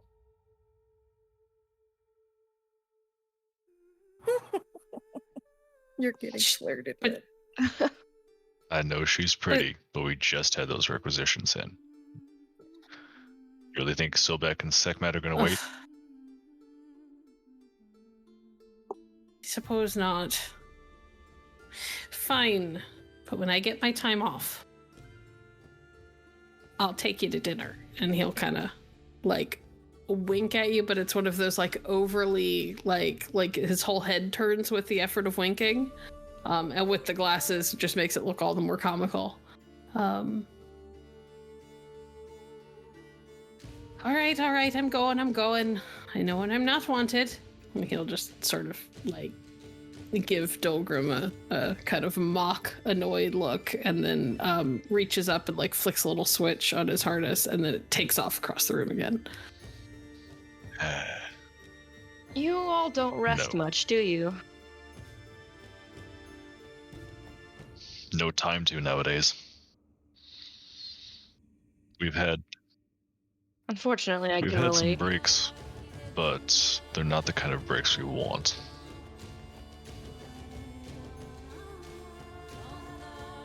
Well, hopefully our actions will have something to do with helping with that. Indeed. As if timed to the comment, we've had some breaks, but not the kind of breaks that we want. There is a very loud crash from somewhere off in the distance in these crazy twisting caverns that Dolgrom oversees. It doesn't sound good, Dolgrom.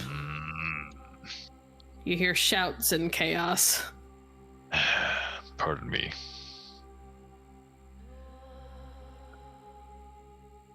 Good luck. Kris, as you are working with your bow, you find that if you focus your will on it, it will produce arrows for you. Oh, brilliant. Those arrows do not look normal, however, so if your hope is to ever be able to use it in bow form around mortals, you might want to have normal arrows. Okay. Which Dolgrim was could very easily assure you they have plenty of stockpiles of. Gotcha. But in a pinch, if you ever don't have arrows, it will produce them for you. The arrows look like if somebody took moonlight and turned it into metal. And then somehow, if they were able to fly fast enough, it looks like little wisps of flame kind of crawl off of them as they fly through the air.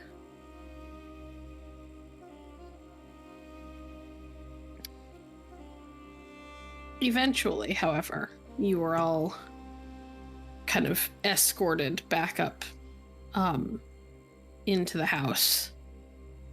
And Betty kind of tells you that as welcome as you all always are in Anvil, if you don't get going, it's going to be too late for you to leave today. And that there is snow on the horizon, so it would be good for you to get a move on now before you get stranded, because while you all might be special, your car is very much mundane.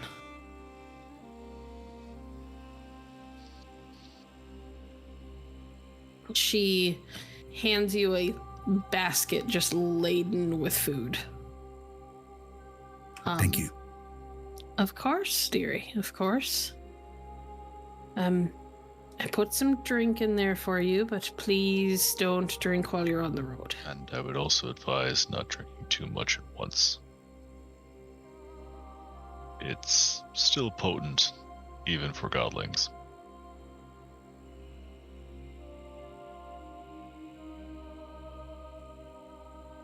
Right, no DUIs during the epic adventure. Got it.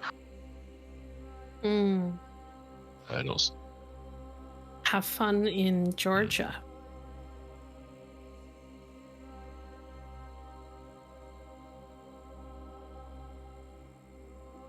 It's nice meeting you all.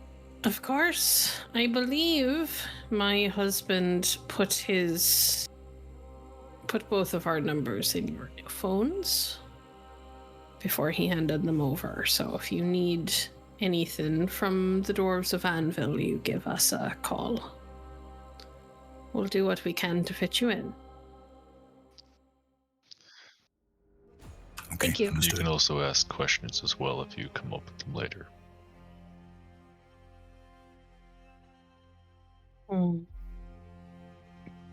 Definitely useful. Again, thank you for everything that you all have done. Ours, dear. And she'll kind of reach over and give your hand a little pat. She'll smile back. Well, off with you. Okay, who's got the keys? I'll take first shift. Have I rejoined with them yet, or am I still like on my way back Oh no, to you're back. They've okay. had time to train and whatever. In fact, you probably had time to hang out outside and watch Kris work with his bow before other people started like getting shepherded back upstairs. Mm-hmm. I did the last driving shift, so I got the keys. I'll throw them over to you. She'll catch him and unlock the car and wait for everyone to get in before heading out. I can navigate. As You should also- Oh, go ahead. You should also control the music. She'll like give a side eye to Oliver. I was going to suggest we listen to Finnegan's Wake this time. Oh, yeah, we can listen to that. That was a joke. Okay. Because it's not a very easy book to listen to or read in general. I was gonna ask if your suggestion was The Old Man and the Sea, but... No.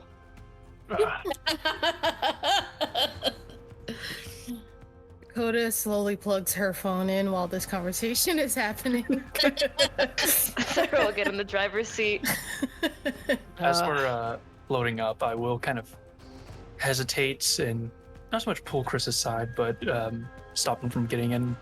Mr. Strom, before we continue on, I wanted to apologize. I feel as if I had offended you yesterday when we were receiving our birthrights, and I just want you to know that it was not my intention in the slightest. You don't worry about it, man. We're good. Thank you. And seeing as we're going on a potentially very perilous situation or adventure, and we will be in such straits for, I feel like, our entire lives now, I would like it if you could do me a favor, if it's all right. What? I would greatly appreciate if you could teach me how to throw a punch. I'll note. Yeah, I can do that. We gotta look after each other, right? We're gonna need each other, so yeah, I can teach you to fight. Thank you. I appreciate that. Hey, no worries. Maybe you can teach me to, I don't know, do shit with books, because that ain't my skill. I have a lot of suggestions, and weirdly, I don't know, when I was passing by the buildings earlier, I read some of the scripts. It was uncannily quick for me to skim over them and digest it all. I feel like it's going to be a lot easier for me to read things and suggest them at this point going forward. Nice. Yeah. But I suppose we should load up Kris. Oliver, as you are having this conversation and you two are turning to climb into the car, you settle into the back seat next to Kris and realize that there are thin golden threads extending between everyone in the car, as if all four of you are tethered to one another. I'm just going to smile a little bit. you all pull out of Anvil. As you are in the drive and pulling out, you kind of glance up at the house that you were pulling away from. And while you can't see him or make out any details, you can see the outline of what you are relatively certain is Dolgrom standing in front of one of the windows, except that the window has curtains drawn over it to protect him from the sunlight. And you could tell from his posture and his stance that he has an arm over his chest and a fist up near his shoulder, and he's saluting you as you go. The drive out of town is relatively silent. You don't see any dwarves. You do see, Oliver, that tall, too beautiful man that led you to see the Morrigan earlier. And he sort of watches you go.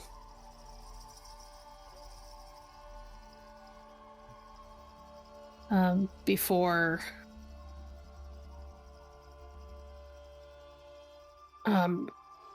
you manage to leave.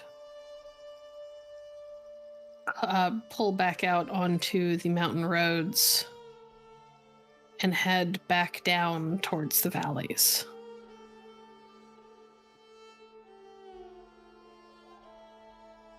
Is it bad that I kind of didn't want to leave? No, I think it's sane. And what we're doing is quite the opposite. We're on that hero's journey, you know? That we are. Speaking of which, hear me out. Dune. Yeah. Finally, something decent. It's what effectively jump-started modern science fiction, so I enjoyed it. Yes. And it won't put me to sleep. All right. Dune it is. Oh, good. And I am going to giddily play that. I love Oliver. I love that this is what Oliver lives for. Oliver is like, I'm a demigod, and I am excited to get other demigods to listen to Dune. Of course. There's a book for everyone. Well, you all have a good amount of time on the road before you hit Georgia. Are there any conversations you all would want to have? Any news anyone wants to convey? Thoughts? Theories? Along the way, I'll sort of be sitting there and eventually chime in.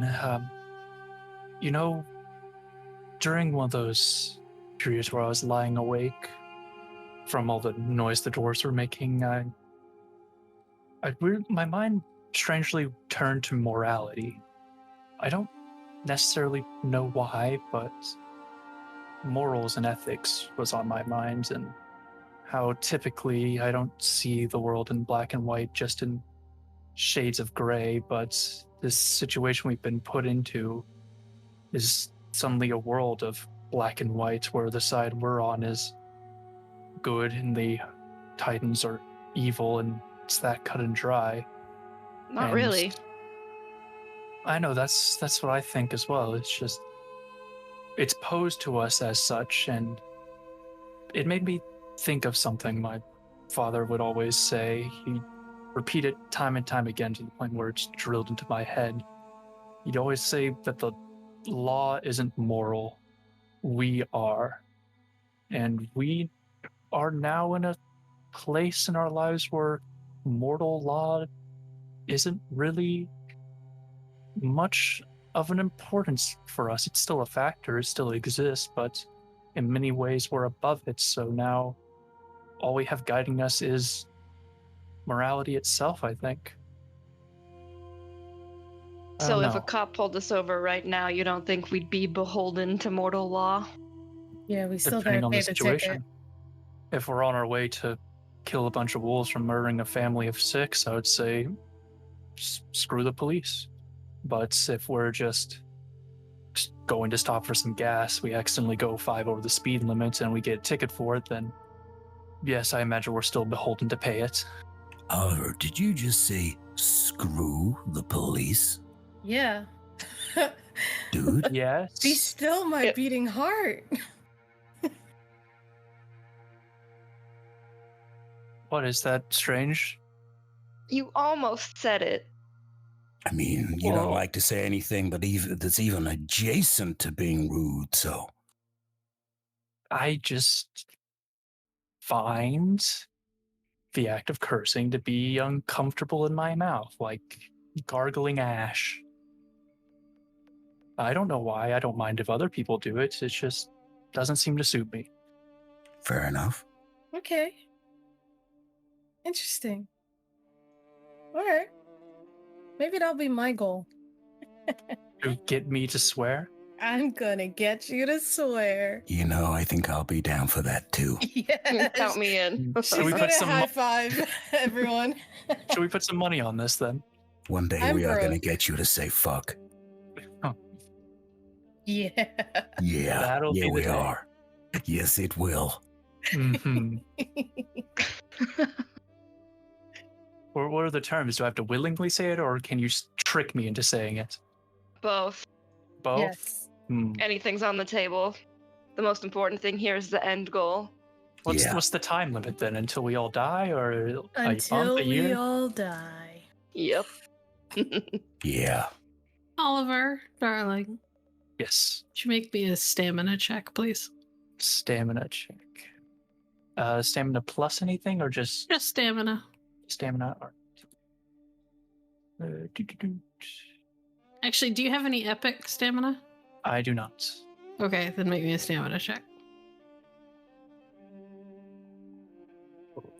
Make sure I got those dice right. I did. That's 1 success, I believe. Okay. There is something very sharp pricking at your shoulder. Mr. Cat, why are you... Ow. Even he's getting involved. Mr. Cat slowly withdraws his claws I and see. puts them what back into happened. his paw, and all Coda hears is, "I had to try." You're brilliant. I love you. Clever cat you have there. Very clever cat. Of course. She's gonna hold out her arms to take him in. The cat will climb from the back window into your arms and kind of curl himself up. And give one of those playful little love bites to your hand as he goes before he sort of settles in. Gives a very long, loud purr. Yeah, we're gonna make this happen. That's for sure. We shall see. I think I got some NWA here somewhere.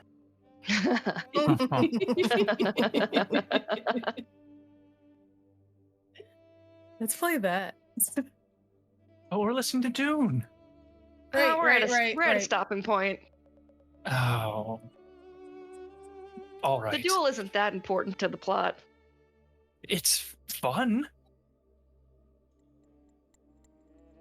Ox cord, here you go. She'll hand it back to whoever's playing the song. It was Kris who Yeah. suggested it. Bit of NWA. Love it. Any other conversations you all want to have? Yeah, once we all get a decent ways away from from Anvil, Sarah will just say, so we might have a method of sort of resurrecting Teddy, or at least a way forward. Really? Yeah. You guys know much about the Loa? Low.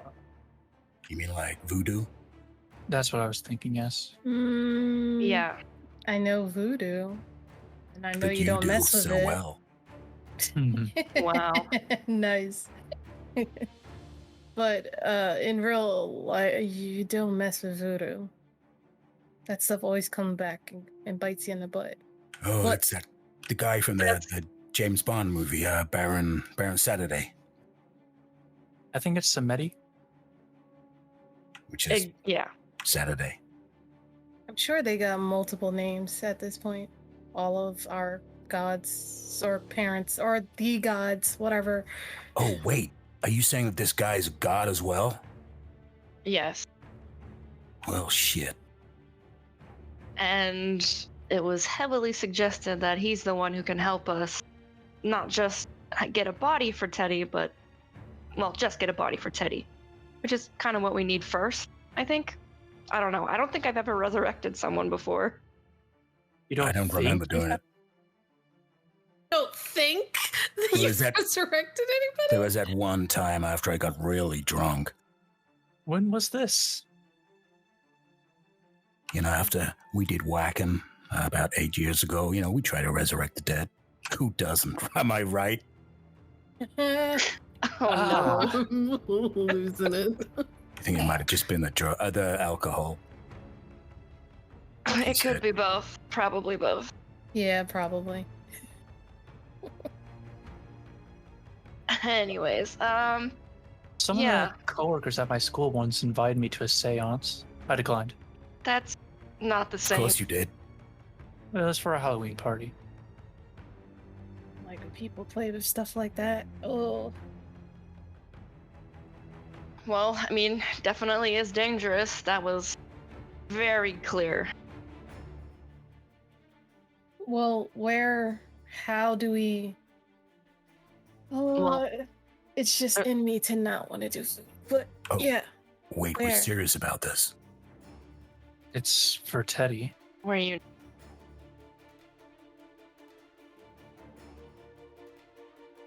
Like, were you not serious? There's like don't- a way to bring back the dead, and you don't want to try? I think the option we have here is risky, but I think we owe it to Teddy to at least attempt it. What's the cost gonna be? Yeah. We don't know yet. Unknown as of right now. Probably will remain that way until we actually get to talk to the Baron. We can spend some time to think on it, but for now we have a bit of leeway ahead of us before we need to truly make a decision on the matter. My position stands firm, but I understand that it does come with risks, and I'm not going to attempt to strong on the matter. If we're going to decide this, we should do it as a group. With Teddy. With Teddy, I agree. Next time we come across him, we should get his opinion on it. While I agree, I feel like I should point out that rarely is ever anything worth doing and easy simultaneously. That ain't the truth. That is true. Well, how about we revisit this after we decide or figure out how the dogs were sniffing us and finding us and hunting us and all that good stuff. Yeah. Yeah. All right. But where are you allowed to tell us who told you this? When I was taken down to the basement, we spoke about it. Oh, okay, cool, perfect. Just want to, check our sources. Just making sure. Okay. Speaking of where we're going, so are we really about to go dive into a cave to go find and talk to an oracle seer? Seer Well- oracle sibyl?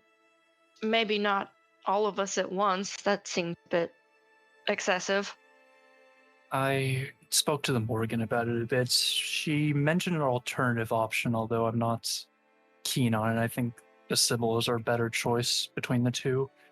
And once we reach her, it'll be somewhat difficult, but we could theoretically get what we're looking for, and then we also shouldn't remove her from the caves, as that's where she draws her power. Good to know. Mm-hmm. Okay. In case you're curious, the other option was some man who worked on a radio show that was, I don't know, used the terms angry and raving to describe him. I think the bell tower is what was mentioned. Oh no. Yeah, let's not do that. I agree. Okay. Well, to the caves then.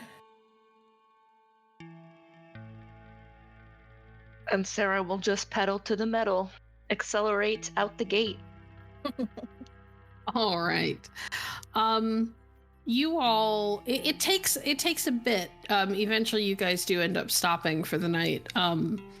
There's the thought of, well, we could just drive through the night, but the reality is if you do that, you're just gonna arrive in the middle of the night, and then you're just gonna have to wait because it's too friggin' dark for you to try to go spelunking. So you get a room, or a couple of rooms, in a seedy little motel off of the highway. Does anybody have anything that they want to do as they turn in, or shall we skip ahead a little bit? Is there a specific room situation we're doing? Like each person gets their own, or are we doing two per? That is entirely up to you guys. Also asking that for the group. Oh, sorry. I don't mind. Yeah, I don't mind. Maybe we should share just in case, we get... Something happens. Yeah, It's one of cheaper us as try to well. get snatched. Yeah, that too. Yeah. Money. We have money to burn, but best to keep it as burnable as possible. Hate that. We should never have money to burn. All right, sharing rooms. I call Sarah, obviously. Makes sense. Appropriate.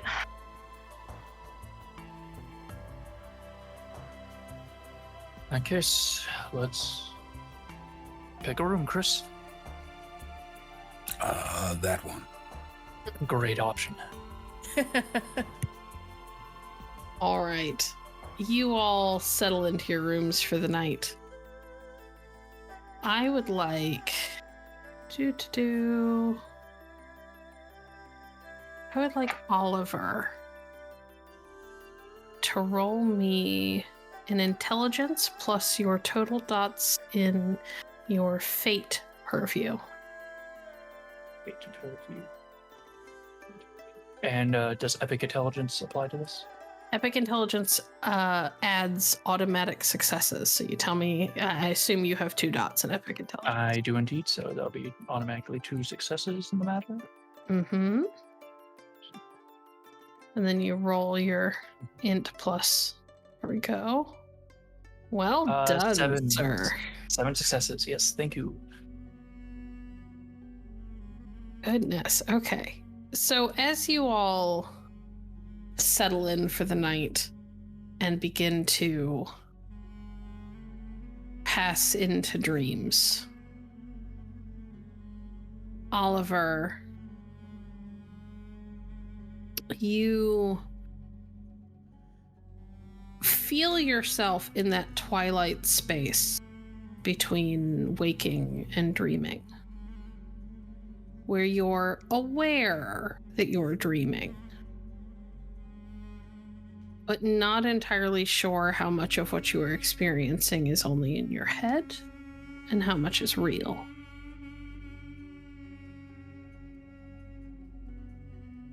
And you hear drums, rhythmic beats that come from what sound like hand drums of some sort. You can smell smoke from some sort of a fire. You can feel your body sing and burn all at the same time with the effort to keep up with some sort of wild, frenetic dance.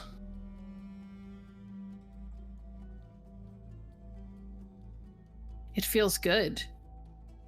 You can feel yourself sweat, and the sweat feels clean rather than it's the clean sweat of a good workout rather than the anxiety that you are accustomed to feeling.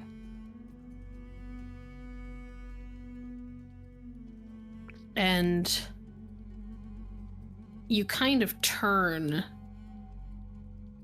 and as you turn and this blackness is surrounding you, you catch sight of a flash of green eyes for just a moment, and then you wake up. And you wake up just in time to hear the long, high howl of a wolf.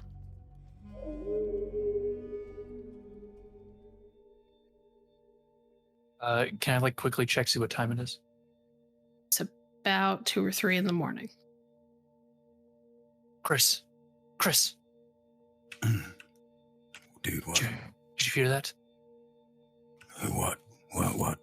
Wolf? Shit. Yeah.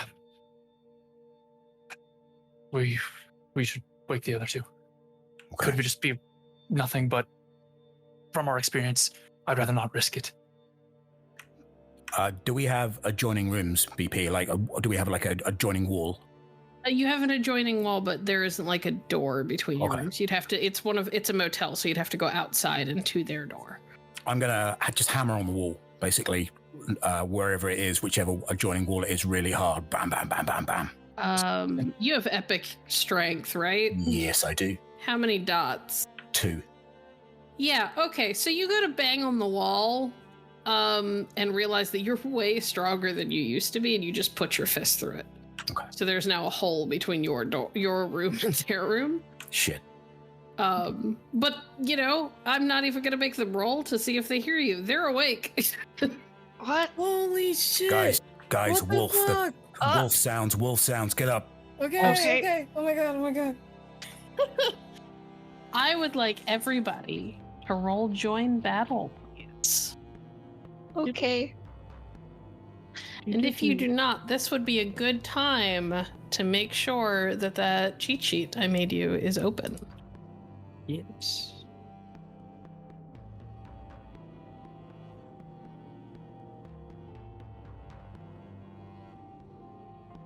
Just as a reminder, your join battle is your base wits plus awareness. And you get to add your epic wits auto successes after you've rolled. 3 from me? Do you have any epic wits? I do not. Okay.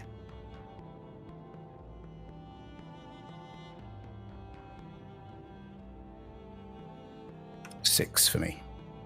Good lord. Okay, so we're gonna say Coda is the top. I think mine was Maybe. Are they separated on your screen? Because mine, it's Coda and then you, and then the dice roller did both. Yeah. If they're not separated. Should we re-roll? No, it's fine. We'll just say that Coda's is the top and yours is the bottom, because you rolled the same number of dice and you both went. Okay. So it's fine. Alright, okay. I got 2 and 2 epic wits. Termite, darling, Yes. I need your join battle, please. Ooh. So that's 3. Does that include your epic wits? Yes. All right. Very nice, ladies and gentlemen. Very nice. Okay, so I'm going to have everybody give me your numbers one more time because I just accidentally deleted them. Oliver, what did you get? 3. 3. Kris. 6. 7? 6. 6. Coda 6. got No, sorry, 5. 5. 1, 2, 3, 4. You have 1 epic wits? Yeah. 5. Sarah got 1, 2. Do you have any epic wits, Sarah? I have 2. 2. 2 epic wits plus the 2 that you had, so it's 4. Yeah. And Termite got 3 total? 3 successes? 3 total. Excellent, excellent. That means that Kris gets to go first. Coda gets to go second. Sarah's third. Gwen, what's your dex? Dex is 4. Coda, what is your dex? My dex is 3. Okay, so Gwen gets to go before... No, wait, I'm sorry. Gwen gets to go before Oliver. I'm 99% certain that Gwen has more dex than Oliver. Not Coda. My bad. I have 3. So Yeah, okay. Cool. Your order is Kris, Coda, Sarah, Gwen and the baddies, and then Oliver. All right. Alrighty. Kris, you've heard another howl outside the motel after accidentally putting your fist through the wall in your haste to wake up the girls. So I'm going to grab my bow, which is probably in knuckle duster form. Yeah. And I will say, Blixt, and it immediately changes into bow. Excellent. And I'm not going to go and get an arrow. I'm going to use one of the gossamer moonlight arrows, and I will knock one ready to go. And then I'm going to go and crouch down at the window and have a look and see what we've got. All right. Give me perception and awareness, please. I do have subliminal warning as an epic perception knack as well. Remind me what that does. So basically, if we are going to be ambushed, then I get a roll to detect it, basically. Dice equal to my epic perception on the standard wits and awareness roll to detect any kind of ambush or things like that. All right, excellent. Well, there is no ambush because Oliver had a good enough roll with his vision that he woke up in time to hear them coming. But that is good for me to know for later, because this is certainly not going to be the first time you guys somebody tries to catch you off guard. On the back of that, I also have predatory focus as well, which allows me to track people. So, excellent. But if I look out the window, what do I see? Well, right now it's quite dark. So did you make me a wits and awareness? Did I have you roll that? You did not. Could you please do that? I apologize. I thought I had told you. Stand by. If predatory focus gives you any bonuses to that, this is the time to use those. I don't know if it enhances your night vision or something. No. Oop. What happened? You forgot the R. You typed R D instead of R. My bad. Sorry about that. No plus problem. 2 dots of epic wits. So that's 4. It's pretty good. So at first you don't see anything, and then you see a large black shadow dart from one car to the next out in the parking lot. It's about, I'd say about 40 to 50 feet. Closer to 30 to 40 yards from your And can I make out what that shape is? It's very, very big. It's hard to tell exactly what it is, but it's not human. And it's very, very dark because it's nighttime. That's the only reason why you're not 100% sure, but it's about the right size to be one of those wolves. Okay, I will tell Oliver what I've seen and where it is. And then I'm going to aim on that area for it to show its head. Excellent. Are you taking the aim action?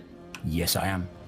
All right. So everybody is aware. The aim action means that you are basically sacrificing your spot in the turn order to go to the end of the turn order.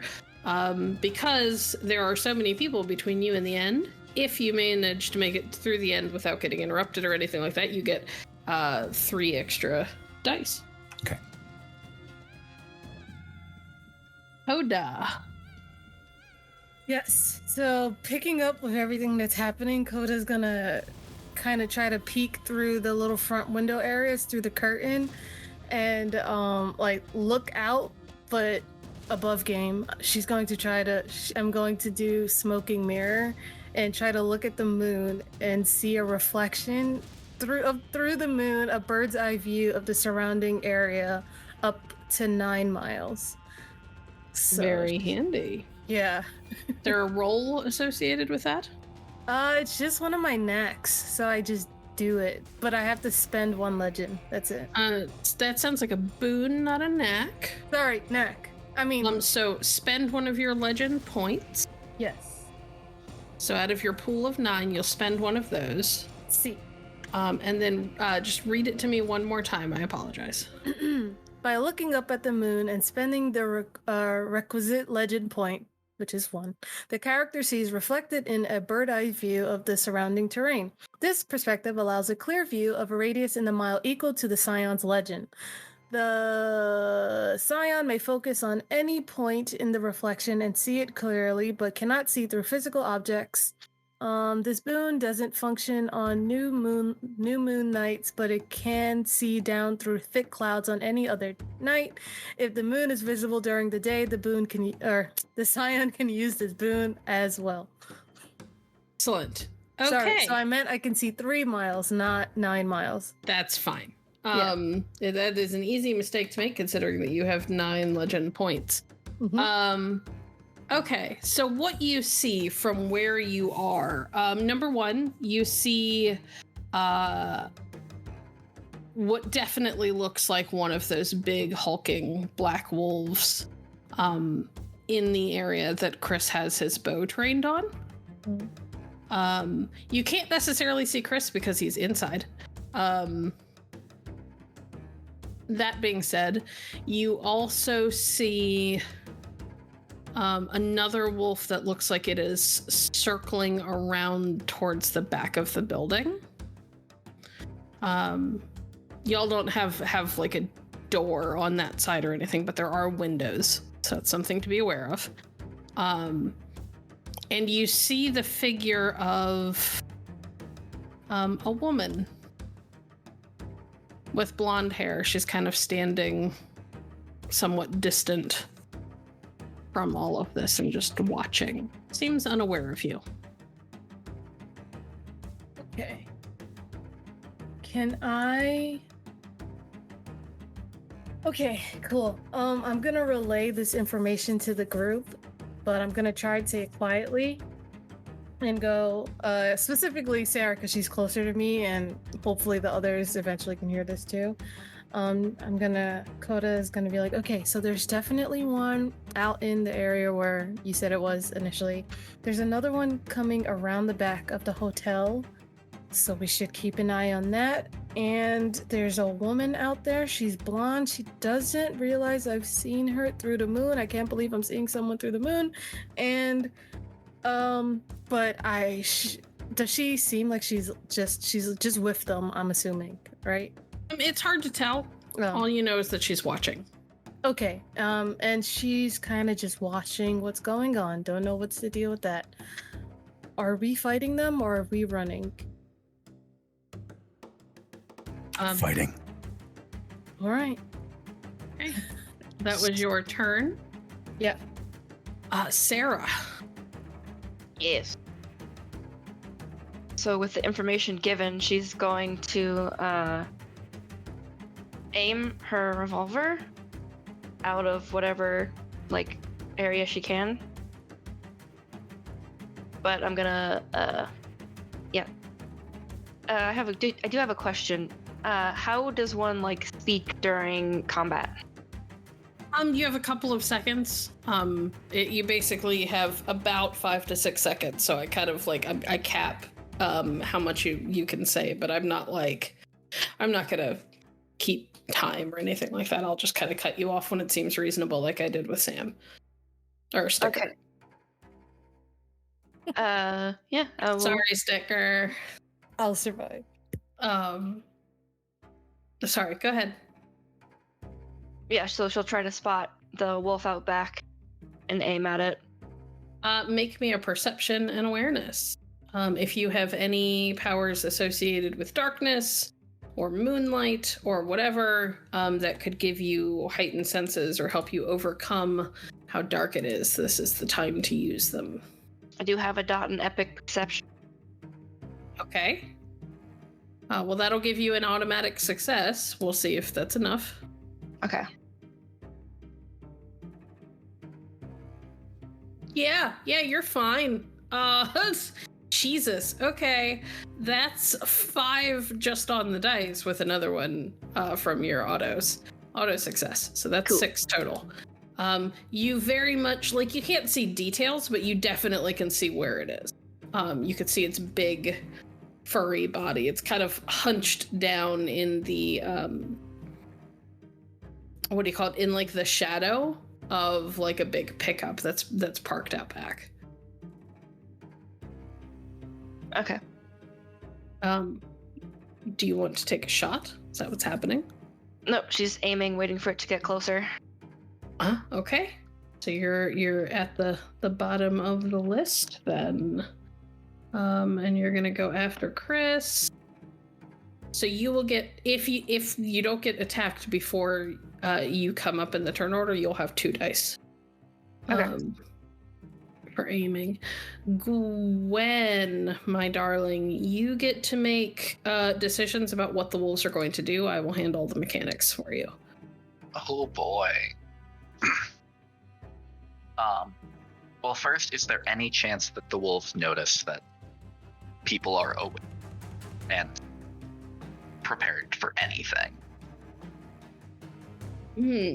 Let me look at their stats.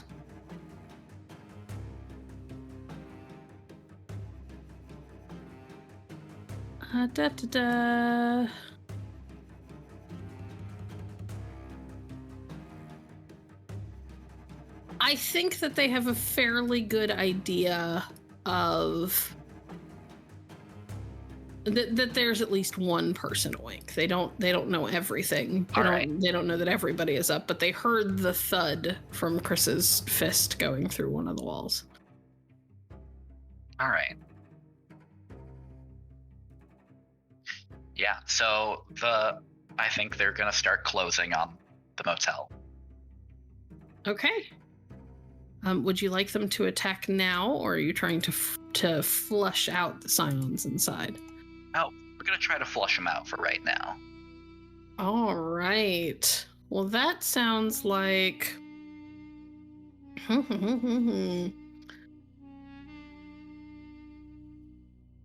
That sounds like I'm going to have one of them use Battle Cry.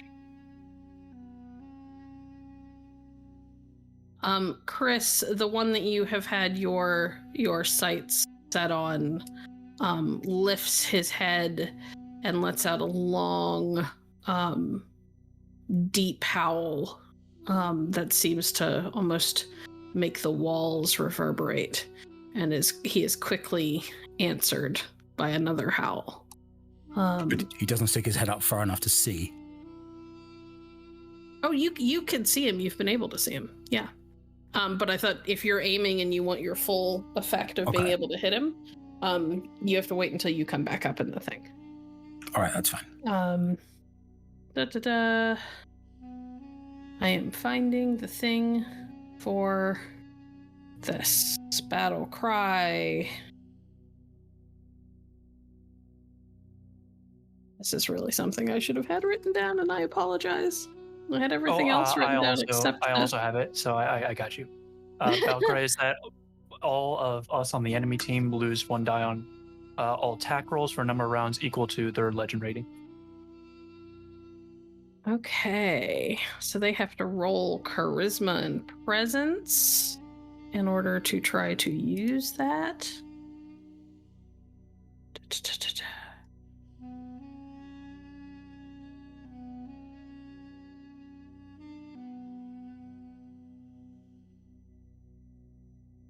And is that combated by our mental DVs? Yes. So I'm going to need everybody's mental DV here in a moment.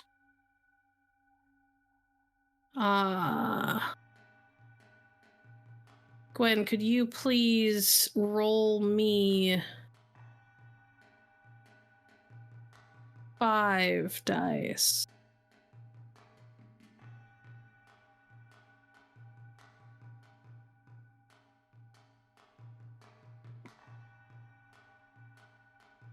But that gives them 3 successes. What's everybody's mental DV? 1 second, because I need to look 8. at something. 7. I didn't do the changes to mine after adding points on. What was it before? It was 4 before. Well, then you're fine. They can't break that anyway.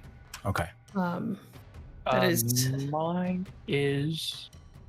I assume that yours is really high. Yeah, it's right now. I might have also accidentally forgotten to make the changes, but right now it's 6. But then I also have blockade of reason.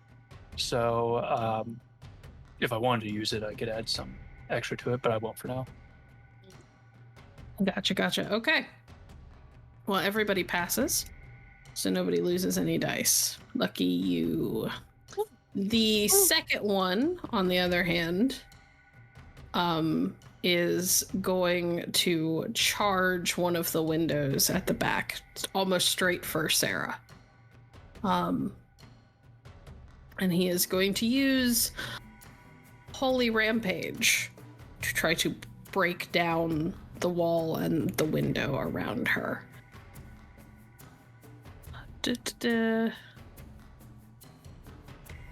That is strength plus. I guess we'll do athletics. So that's 10 dice, please, if you will, Termite. With 2 automatic successes. Goodness. 1, 2, 3. So that's 5 automatic successes. So, Sarah, if you would roll me Dex plus Athletics to see if you can get out of the way. The wall is done. Like, it's just gonna barrel through the fucking wall. This is to see if you manage to get away before you get caught up in the middle of it. Oh, I mean, I have 1 epic dex, but Okay, awesome. Roll me a stamina plus fortitude.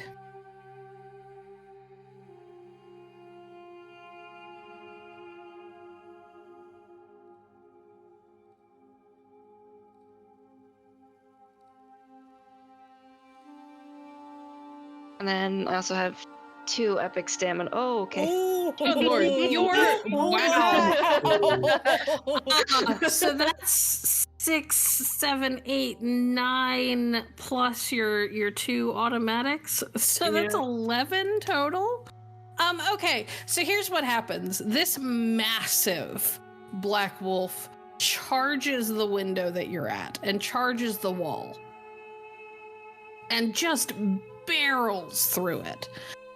You are not able to move in time to avoid the debris and the brick and everything else that comes crashing at you. But instinctively, you bring an arm up Your gun drops for a moment, but you bring an arm up to block all of that debris coming down at you. And you realize you're like prepared to get crushed and to end up underneath of this thing, but you realize as it happens that what ends up happening is you get hit by all of this debris and it knocks you, like you slide backwards on your knees. But you're fine. You're dusty and like your elbow might be bruised tomorrow, but you barely felt it. And there is now a massive wolf in your face. You have the option to shoot now. You've effectively lost your aim action because you got attacked. But you can shoot now if you would like. Am I able to shoot and use a knack? If the knack impacts your shot, yes. Okay. Then just for now, she's gonna look the wolf straight in the eyes and say, freeze, and I want to use overt order, which is sometimes a direct method is more effective than the cleverest of intricate schemes. With this knack, a Cyan barks out a command that the target must obey. Doing so costs 1 willpower, and the command must be one the Cyan can give, and the victim can perform in a single action. Okay. Is there anything regarding a roll that they would have to roll to make to defend against that? No, only that it can't last more than 1 action. Okay. Or 1 round. Okay. Well, he freezes. I know that he's not going to be able to. Do you have a roll that you have to make for that? Nope, it just costs 1 willpower. It just happens. Okay, it's one of those. I have I have a hard time keeping track of which ones are rolls and which ones just happen. So he pauses. His legend is at least equal to yours, so you just stop him dead in his tracks. He's snarling, and it's the first time you've really gotten a good look at one of these things. The teeth on this thing are almost as long as your forearm.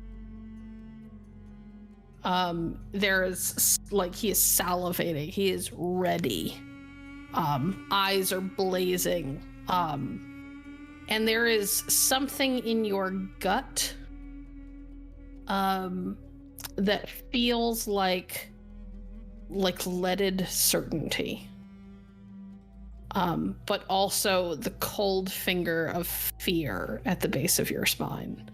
Like, you are supposed to fight these things. This is what you were born to do. But also you recognize that if there is anything out there that is truly a threat to someone like you, it's this.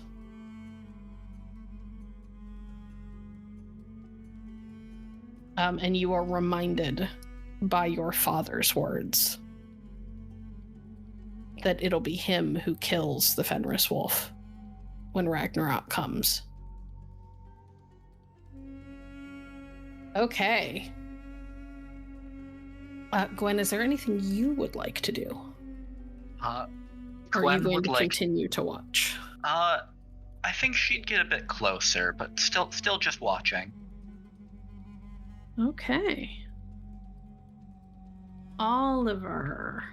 Yes. Your turn, darling. I want to come up next to Kris, kind of look out the window. That wolf by the truck is still there. Oh yeah, the head is up where Kris can see it. Kris is taking aim on it. I'm gonna turn to Kris really quick. How powerful would you say that bow is? Very. I have a better idea. And I'm going to reach into my satchel, pull out my vegetable oil and my lighter, aim for that truck's fuel canister, or wherever the fuel's stored. And if I can, I would like to douse his arrow with the vegetable oil and try to light it up. Yeah, Kris, are you using the gossamer arrows or the real arrows? No, gossamer ones. I didn't have time to grab a real one. Oh boy. Okay. Oliver, let's go ahead and make this. God, what kind of roll would this be? Command? Let's go with int and command. Okay. And I believe you have something that helps you with those, don't you? Yes, I do. First of all, 2 automatic successes from Epic Intelligence. So, where's the budget? Yep. And I will spend 1 legend point from War Master's site to give myself an additional die to this. Okay. Which means, goes up then.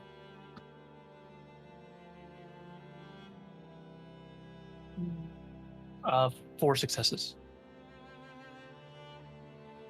Plus how many automatics? 2, so 6 successes actually. Okay. Cool. So effectively what I'm going to do, Kris, is that we're going to say that would normally add to the damage that you do. And it would normally add, we'll say it would normally add 7 lethal. Because he's literally like helping you to create a fireball. To blow this thing up. So, that's effectively going to just wipe out the wolf's soak. Like the wolf just doesn't have soak anymore. So any damage that you do is just full on damage. There's nothing that it can do about it. Okay. Aim for the fuel stored, and I'm sure whoever owns that truck has insurance. All right. Excellent. Okay, well that makes it Chris's turn. And I will do that. I will let loose my arrow. All right, so go ahead and roll me your to hit.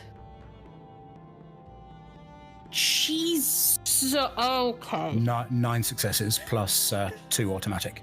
What what just happened? Holy crap. Okay.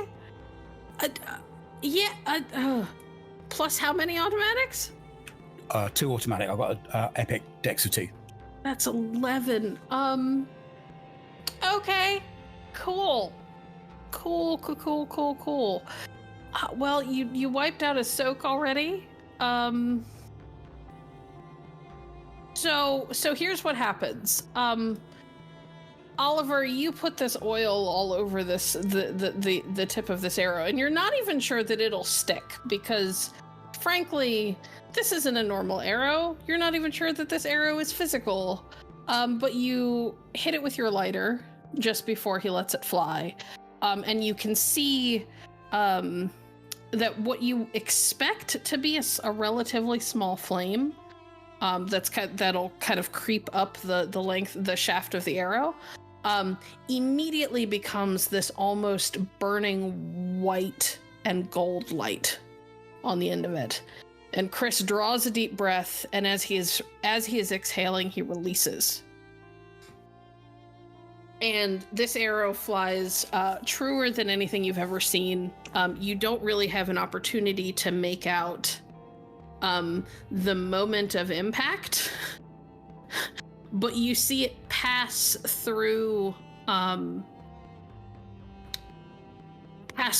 metal of this truck, and it embeds in the gas can. And there's a moment where nothing happens, and you both kind of go, well, fuck. And then there's a boom, and it's massive. And the truck goes up in just this huge fireball. You don't even hear like a yelp from the wolf. Mostly because as that fireball goes off, the 2 cars on either side of the truck go up with it. You're not sure what happened to the wolf. You just know you can't see it anymore because there is fire and shrapnel everywhere. Turn to Kris, give a thumbs up. I'll nod and then keep scanning for another target. Kris, it's your turn again. We're back at the top of the turn order. Your side of the building, as far as you can tell, does not have another one. You did hear mention of a woman, but I'm going to say that Gwen is so far away that you there's no way you could make her out from where you are. Now, there is a wolf in the room next door, right? Yes. So, and I put a hole in the wall because I punched through it. So I'd like to fire through that hole in the wall at the wolf. All right. I'll allow it. I'm going to say that because you are having to do this through just a fist-size hole and you're not entirely sure where the wolf is, and you're doing it on the fly, you're going to be at like a -2 dice. Not that should be a big deal, Mr. I have a million dice on archery checks. I only have 10 dice at the moment then. Only 10. Only 10. So that's five successes plus 2 automatic. All right, so that's 7. Versus its defense value.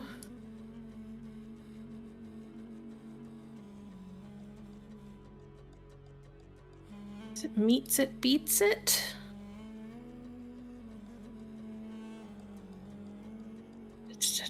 Sorry, one moment. Defense always wins if they're equal. Yeah, okay. So you basically rolled exactly the number that it has at its dodge. Gotcha. You do have the option to re-roll an attack roll if you want to spend a legend point. Yeah, let's do that. Okay, go for it.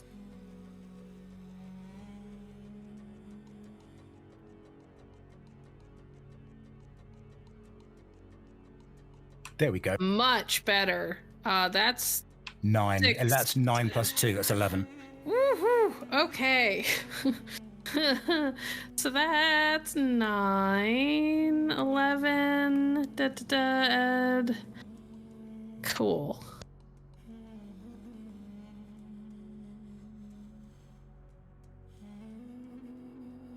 So his soak, or not his soak, his dodge was 7. So go ahead and take your excess, what do you call it, successes, yeah. And roll your damage. So the gossamer bows, what's their base damage? Because I don't think we talked about that. It's just your bow, like the arrows themselves don't do anything extra. They're just like you just essentially have unlimited ammo. But the bow itself is the long bow stats, which I can find if you give me one. Plus whatever the I believe I gave you like what your extra stuff is. In the description. Come on. I apologize. This will get faster in the future, I promise, guys. I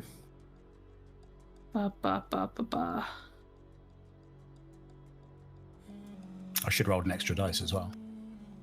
I forgot to send extra actions. You can roll it now if you would like. That'll give me a second to find your... All right, so we're going to use a die queue. That's an extra 2 successes. I rolled a 10. Jesus Christ. Okay. That's 13 successes. Chris. Okay. So that's 11 successes plus 2 automatic, so 13. So that's a thing that happened. Do you think that Kris would use a bow that is nearly his height or slightly smaller than him? I'll give you the option. Slightly smaller, definitely. Okay, so that's a Hankyu. So you get a +1 to your accuracy. Just a base normal mortal version of this. You get +1 to your accuracy and +2 lethal. Okay. And they have a range of 30. So roll your X. Did the wrong thing again.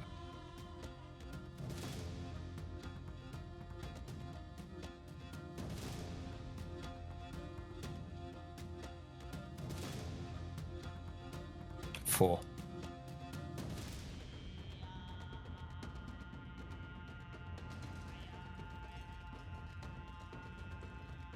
I don't believe they have any hardness. I'm sorry, I'm scrolling back and forth at the book trying to look everything up.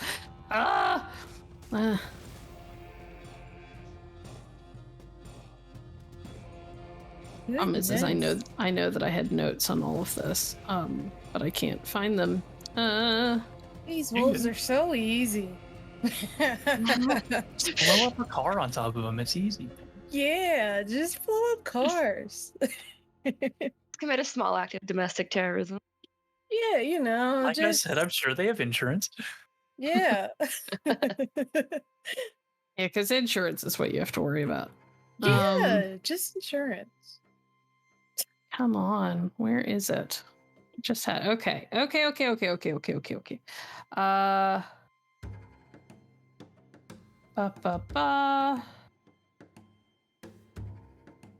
this is lethal, correct? That's correct, yes. Oh, okay. So I fucked up. So let me look at your roll. Because typically, in the rules, what you would normally do is you would take your damage, your damage dice, and you'd roll them, and then you would subtract soak from that, or hardness from that. No, soak. Yes, soak. I think that's dumb. I think that we should just use soak to remove dice so that you still have chances of hitting things and it just doesn't negate everything. Yeah. So what I would like for you to do is re-roll that, but subtract 4 dice. From my last roll. Or you could take it from your last roll, which just means that you give up one of your damage. I'm giving you the option. You can either lose a damage or you can just re-roll, period, with 5 dice instead of 9, because I fucked up. I'll just lose a dice off of what I've got already. It'll be quicker, so that's 3. Okay, cool. 3. So, you let this thing fly. And it's kind of insane, right? Because Sarah is like looking at this wolf that is frozen in place, cannot move. And Sarah, all of a sudden you see a silvery arrow with little licks of flame coming off of it, embed in this thing's like shoulder. And you hear it kind of yelp, and it staggers a little bit, but it is still very much standing and looks more annoyed than genuinely hurt. Okay. Cool. Next person. I apologize for how long that particular turn took. This is just growing pains. Coda. There is a massive wolf in your room, and there's a hole in the wall, and Kris just shot it with an arrow through a hole. Oh, Coda is grinning so widely, and she's gonna slash this thing. Coda's gone manic. Okay. I'm going to assume you're doing this with the Kopesh. I sure am. So roll your to hit. That's melee, correct? That is melee. Yes. Okay, so that's 7 dice. Do I add anything, or it's just the whatever the formula we did before? It is your formula. Your base attack pulls for melee are Perfect. Strength plus dex divided by 2 plus your melee. Gotcha. And then don't forget your epic. And then my epic.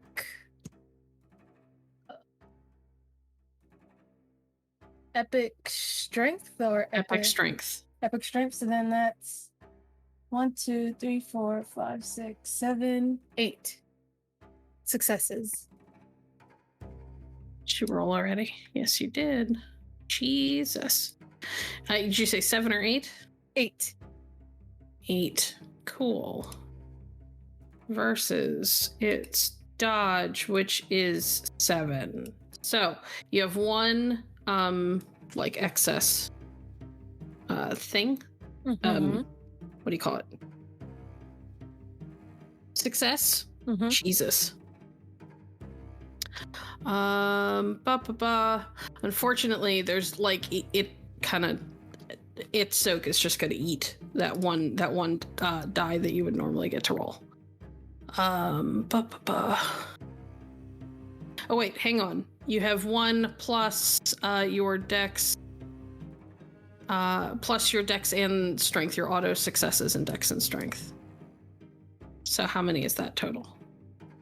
So 1 plus my dex and strength. Auto successes. So your epics. Oh, I see. So 1, 2, 3, 4. 4. Yeah. Okay. Plus whatever damage is on your weapon. Damage is plus 6 lethal. Okay. So 10. Okay, 10. And we're going to subtract his soak, which is 4, which brings you down to 6. Roll me 6 dice, please. You got it. I'm getting faster. You're doing great. I can't wait to smash these stupid things in the face. Coda's also saying this in her head. 6. 10. 2 successes. 2? I believe, yes. Yes. Yes, that is 2. And those are lethal? Yeah. All right. Done and done. We're getting there. Sarah? I want to shoot it. Shoot it. Yeah, shoot it. Cool.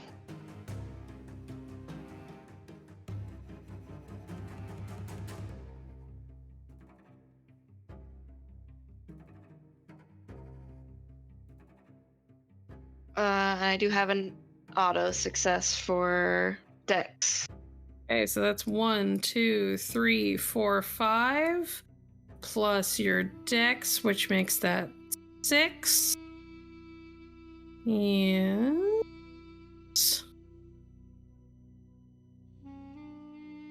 Unfortunately, his dodge is 7, so you don't break his dodge.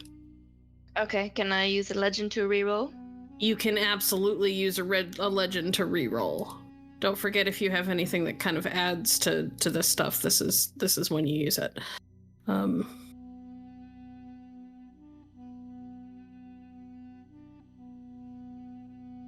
2, 3, 4, 5, 6, 7, 8.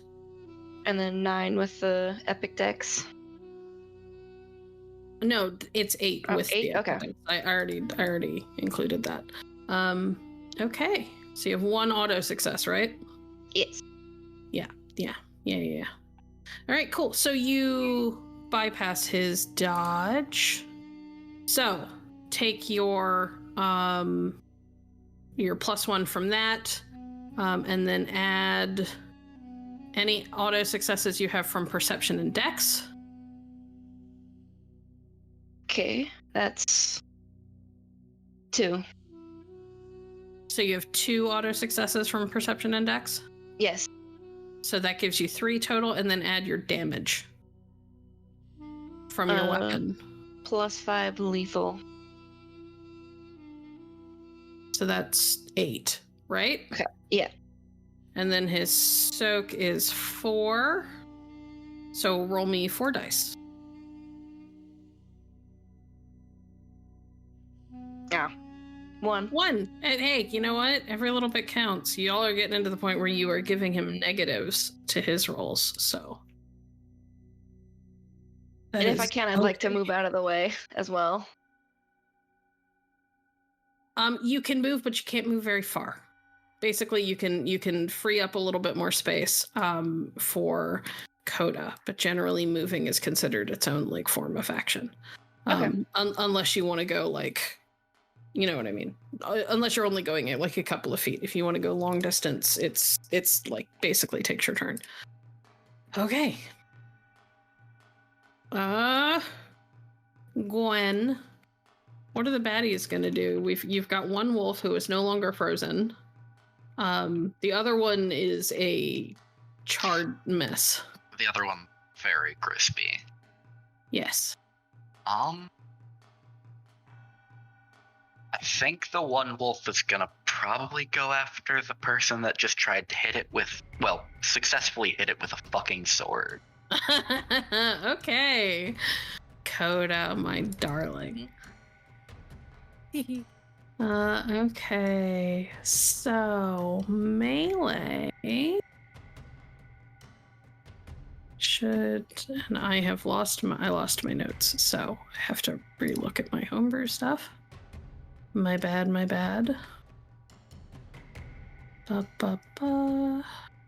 Where are you? Base attack rolls. This is going to be a brawl. Strength plus dex.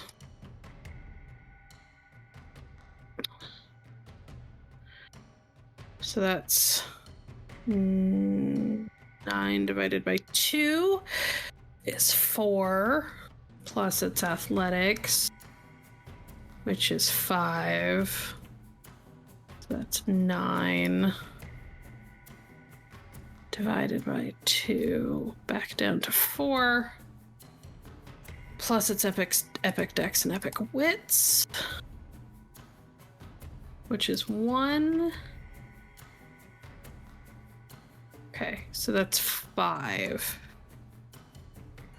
Yes? No, wait. Oh my god, I was looking at dodge TV. I'm so sorry, guys. Very good. Wrong line. Strength plus dex is 9. Divided by 2 is 4, plus its ability, which is brawl.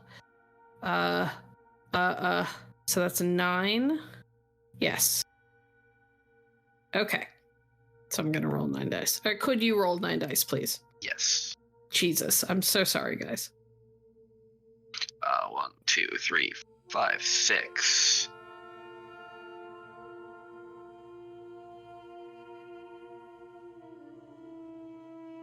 Six successes, you said? I believe so. Yeah. Right. Yep. Okay. 6 plus its epics, which is 3, so that's 9. Coda, what's your dodge or parry, whatever is higher? Dodge or parry, it's plus 2. 10 is dodge.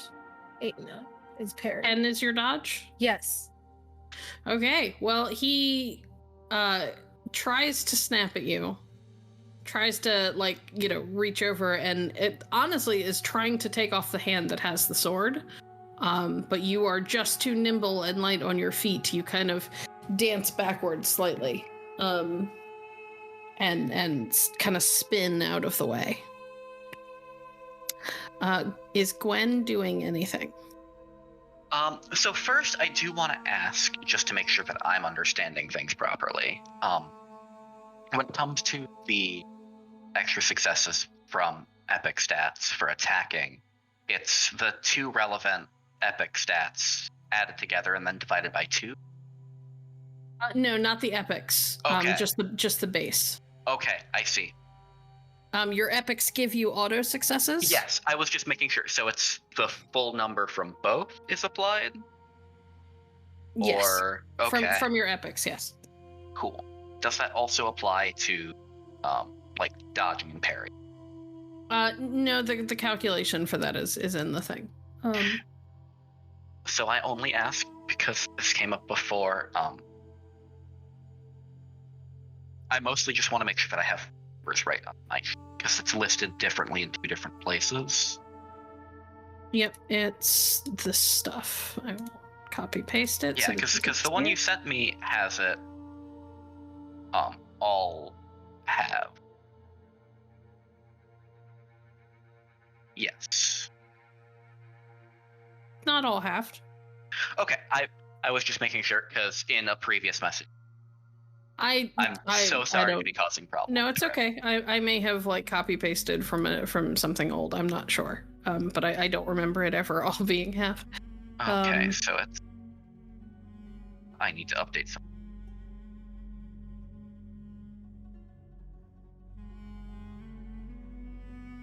Growing pains. Sorry, guys.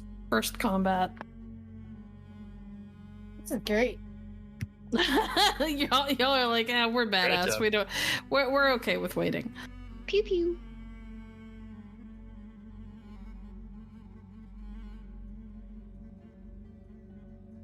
So, are you looking to get closer, or? Yes, definitely getting closer. All right. Well, I think that with that in mind, this is a good time for me to change the scene so that our audience could see what Gwen looks like. Ooh. I have a question. Yes, dear. With my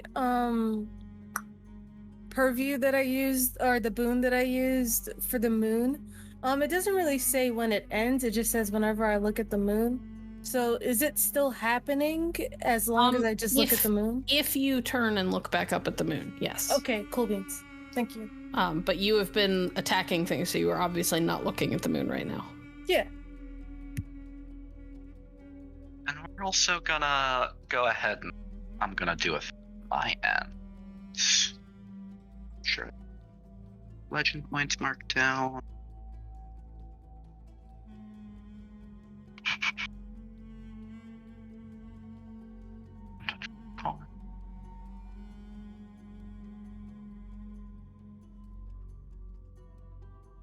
I am deeply enjoying watching the chat, people's reactions to art being revealed.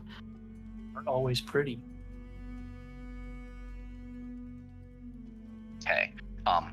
So I will be activating Untouchable Opponent. Okay, good to know. Doesn't super do anything right now because nobody is attacking you, but good to know, just in case. All right, Oliver. All right. You are last in line, good Yes. sir. I'm going to try to sort of back up deeper into the rooms that I'm also nearby that hole, and that way that Kris can hear me and so can the other two. I'm just going to call out. The bill has come due. This is for Teddy. And I'm going to use Blessing of Bravery to give everyone a temporary point of willpower and then 2 temporary points of valor. Oh, love that. Awesome. So even those of you who do not normally have valor as one of your value or your virtues, you now have 2 points. So remember that you have that in case you want to do something special. To get like extra dice and whatnot. Very Ooh. nice. And I believe I can do that one for free, so that's me. Perfect. Kris, we're back to you, good sir. Okay. Well, we still have a wolf the other Yes. side, right? Yeah, it's So- hurt, but it's still up. That's really got to be my focus because it's on my friends and I don't want it to kill my friends. And I already have valor. I also have loyalty as a virtue and vengeance. I'm kind of all 3 of them playing. So that's what I'm doing. Now you have 2 more Perfect. valor. It's true. So I will do the same thing again. I'll try and fire at it. Actually, I'm going to... Can I aim because I'm aiming through a small hole, or is that not going to work? You can absolutely aim. 100%. The only thing that would necessarily stop you from aiming is if it attacked you directly. Would interrupt your aim. But I could fire at it if it decided to come through the wall. I'll just lose the aim bonus. Yes, exactly. So I will aim up on it with a proviso that if it decides to come for me, then I will shoot it before it does.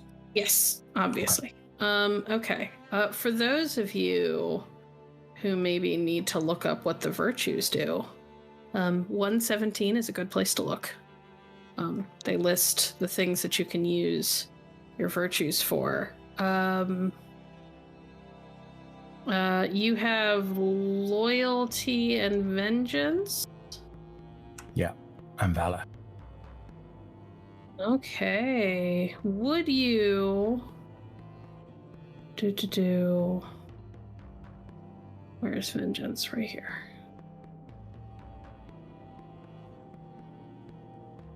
Would you like to use your vengeance virtue in any of this? Especially, I think now that Ollie has mentioned for Teddy, I'm like, fuck yeah, for Teddy. All right. Very cool. So, once per story per dot, that your character possesses in Vengeance, you can spend a willpower point to add a number of bonus dice equal to the virtue rating of the character's dice pool for actions that relate to that specific virtue. Okay. So you can spend a point of willpower and add the number of dice that you have in Vengeance to your attack roll. I will do that very thing. All right, so you are aiming. Yep. So remind me after Oliver goes, unless you have been interrupted. Sure. Coda. Can I use Crushing Grip and grapple / pretty much choke out this wolf? Can you read me Crushing Grip? Yeah, sure. Give me 1 second. I just hopped onto virtues. Crushing Grip. Okay. It's a knack. The Cyan is a fearsome wrestler and grappler, not to be trifled with. When locked in a cinch and has taken control of it, the character can not only inflict the normal amount of damage, but that damage is now lethal as well. A character can still choose to hold an opponent without inflicting damage, or they can choose to break the hold. They can even soften their touch and inflict bashing damage instead. The damage the character can inflict when their temper gets riled, though, is tremendous and often quite messy. Okay, so the first thing you have to remember is that this only works if you are in a clinch and have won. Oh, okay, so then never mind. I'm gonna just hit it with my bat again. With my sword again. Okay. I'm like, we can totally do that, but it means that you have to get into you basically have to grapple them first and win that contest before anything else happens. Yeah, they were near me, but yeah, I'm gonna just stab them again. Or slash them, whatever. All right, do it. Roll your die pool. All right, that is melee.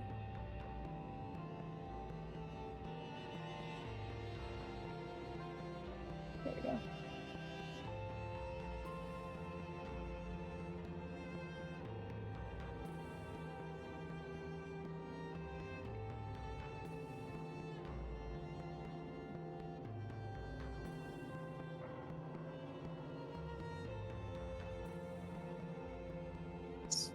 One, 2, 3. That is 3 successes. Oh wait, 4 successes. Okay. Any automatic successes? Yeah, that was the one. So 1, 2. Yeah. Okay. Cool. So that does not beat his dodge, unfortunately. So you kind of swing and miss, maybe take off a few bits of fur, a few hairs. But you don't manage to really catch him because you don't hit him square. Could I? Would you like to spend a willpower and reroll? Or is it legend? Whatever it is. Is it legend or is it willpower? It's legend to reroll. Legend. Thank you. Sure, legend. I'll do it. Why not? Let's see what happens. Alright, because I gotta get legend back at some point.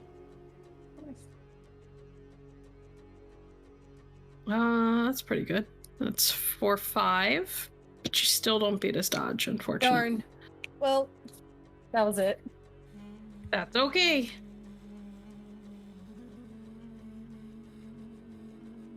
Even with his negative, his dodge is too high. All right, Sarah. All right, I'll go ahead and use that valor boost. Okay. That gives extra dice on the attack roll, right? Yes. Okay. And You have to burn a willpower point. Don't forget. Yes. Which you get an extra one of those as well from me. Mm-hmm. Oh, cool. So basically, you're going to use your temporary willpower, Got and it. add your valor ranking.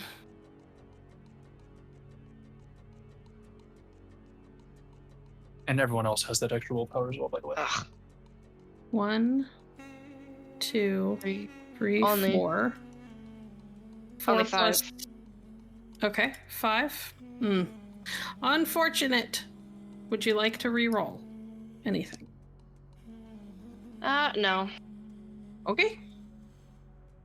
Then we will move on to Gwen and the Wolfy Wolf.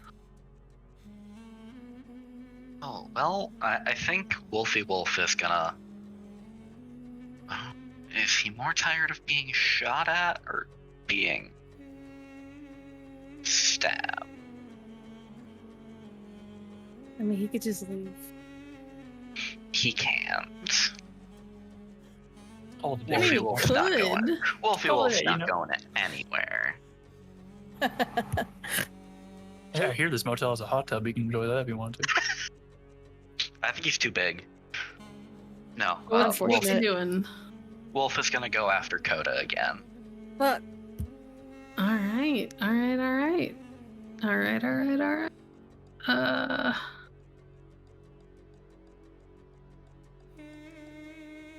Do. Strength plus dex divided by 2 is 4, so it's 9 dice for his base attack pool, please. And then does it, because it's injured, it loses dice? Oh yes, it loses 1. I apologize. Alright. Well, that's a solid 3. 3 plus 4, 5, 6. Does that beat your dodge or parry? Nope. Okay. They're in a hot standstill. Yeah, they really are. What's Gwen doing?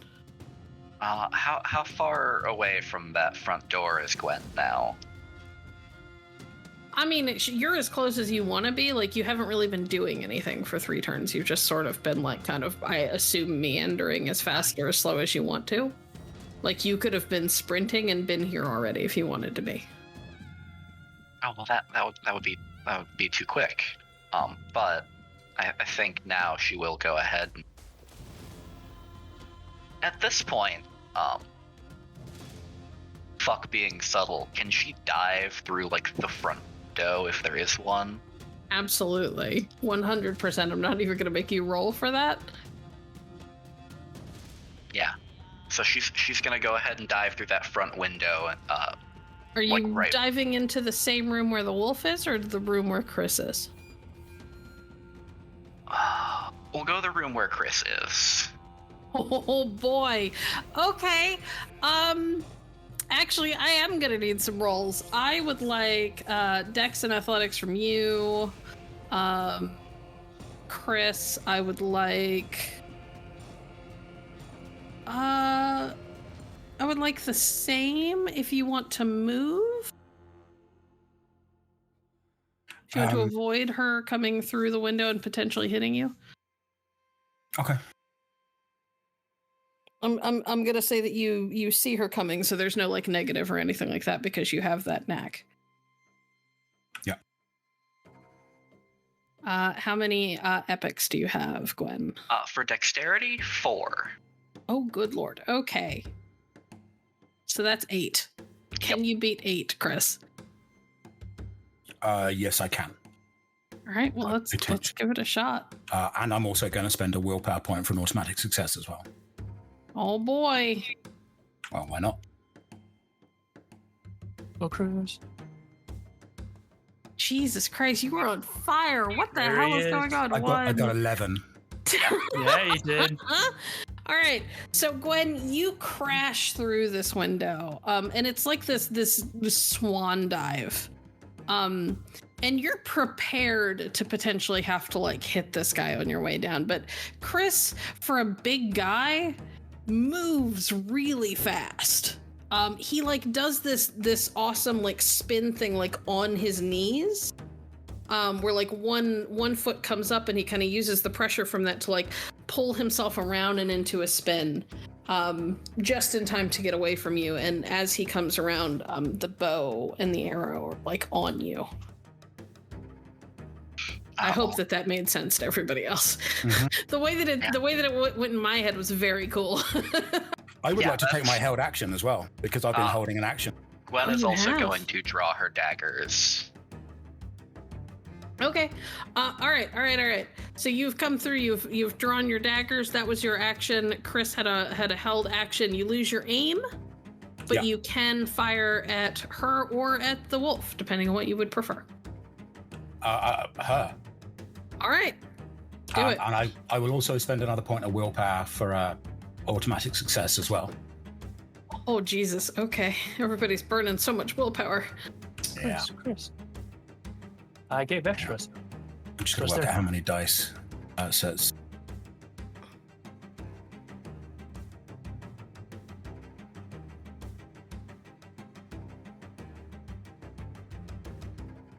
One, 2, 3, 4, 5, 6, 7 plus your... Three automatic, 2 for my epic and 1 for the willpower, so that's 10.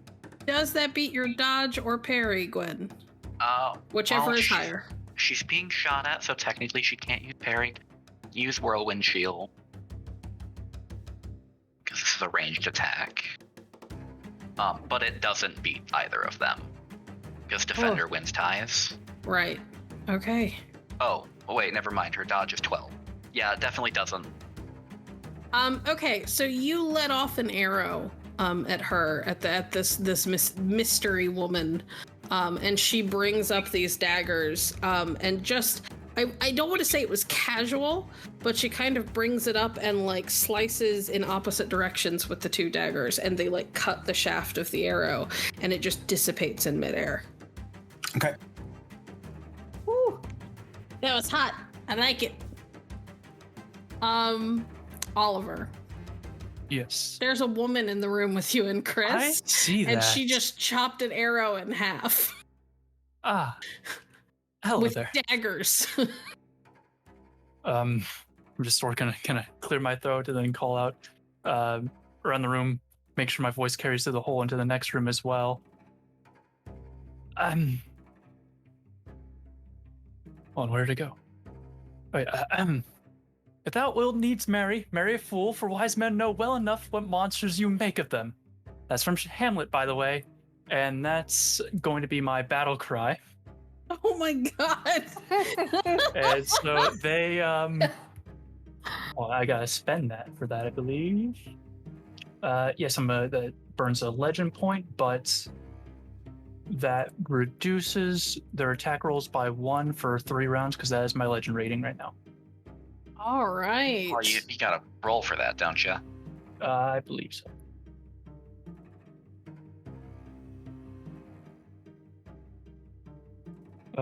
One, 2, 3, 4. Versus mental DV, I believe. Which means I have to do math, because again, I don't have my notes on these guys because I don't know where they went. Permanent willpower plus integrity.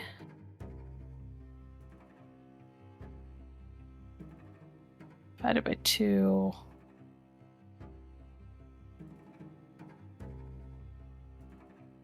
And what do I have to beat, or what are you what did you roll? 4. Yeah, the wolf is fine. Gwen is also fine. That was very fast math. Okay. Anything else, Oliver? Do you want to move? Do you want to maybe hunker down because there's like shooting happening in your room? Seem like very sharp daggers, so I'm going to kind of just backpedal a bit. And gonna put Kris between you and her. Yes. That makes sense. Kris, it's your turn. I would like to move back and fire again. Okay. Yeah, do it to it.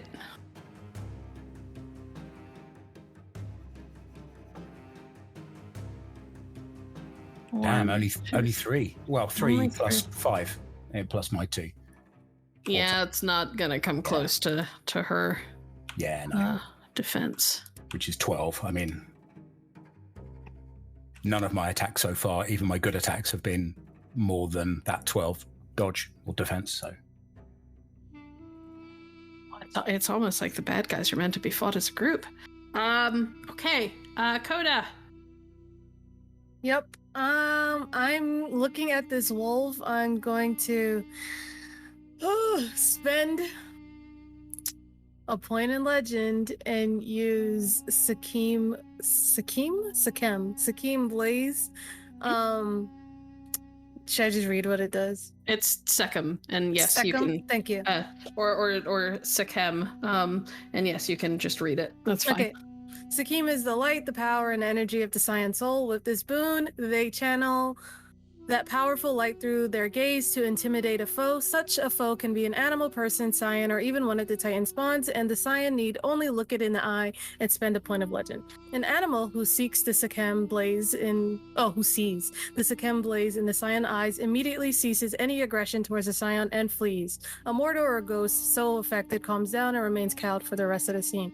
A Cyan or a Titan spawn with fewer dots of legends than the Cyan using the boon is as affected as a mortal, but a Cyan of Titan spawn with an equal number of dots may spend a point of willpower to counteract the effect. Anyone with more dots of legend remain unaffected. A Cyan can attempt to affect only one victim per action with this boon.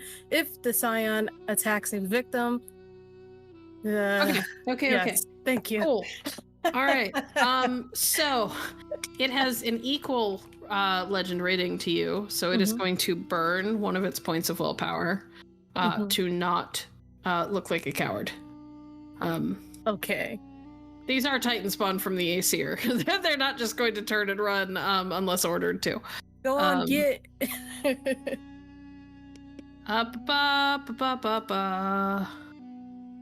Okay.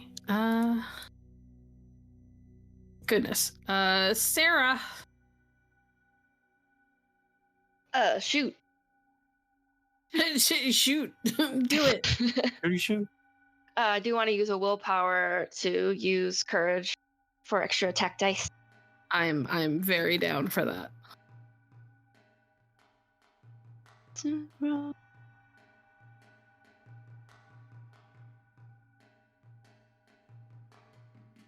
Good. That's a lot of ones, but also many tens. Yeah. So 6, 7, 2, 4, and then 6, 7 plus your autos. yeah, just so 8. Okay, that's cool. So you get over the dodge, which is awesome. So you have 1 over his dodge. So you're going to now tell me how many damage dice you have. Oh, it's the same as last time, so 8. You have 8 damage dice? Yes. So roll 4 then. 1. That's fine. That's fine. You guys are still technically baby scions. I know that it seems like you're like these epic badasses because Kris took one out in 1 turn, but it's just because it was crazy rolls. And a car blew up. Yeah. 3 cars. 3 cars blew up, yeah.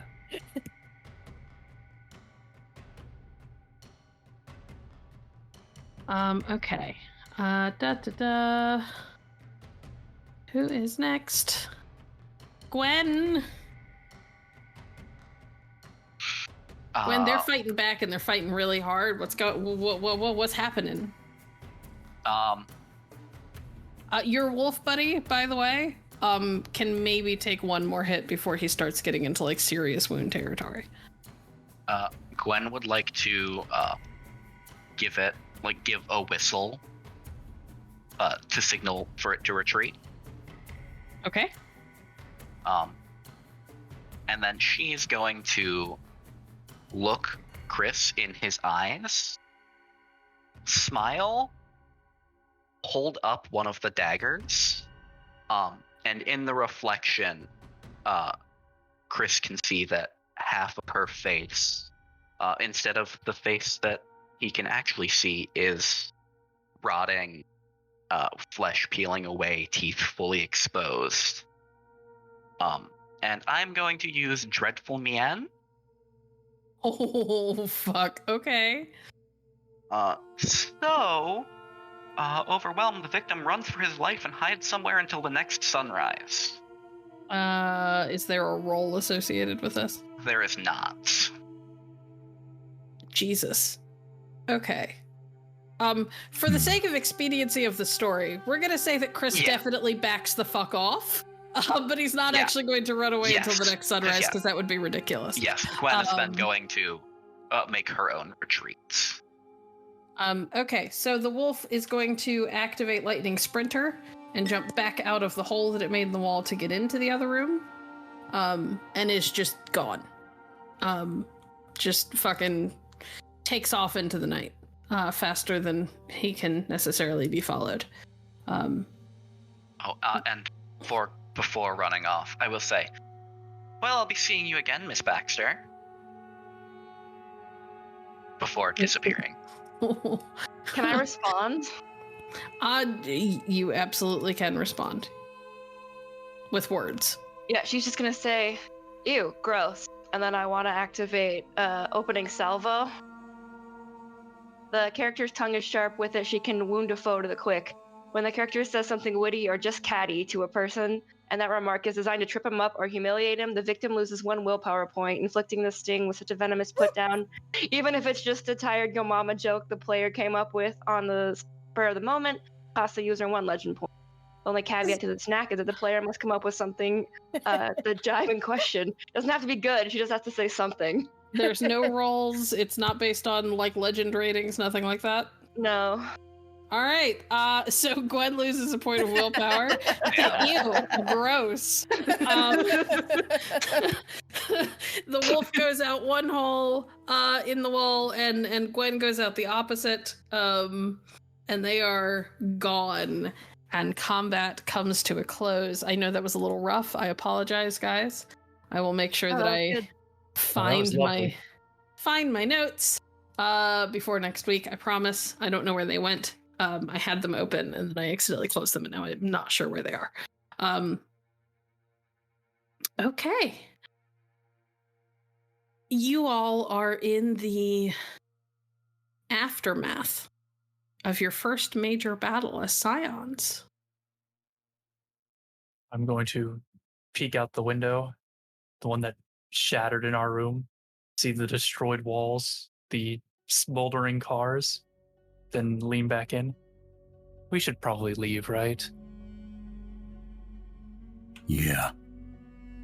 Oh, yeah. Holy shit. Yeah, let's GTFO. I don't think we should stay here no more. And on that note, we are going to call it for the evening. It is damn near midnight on the dot. Thank you all for joining us. Thank you for tuning in.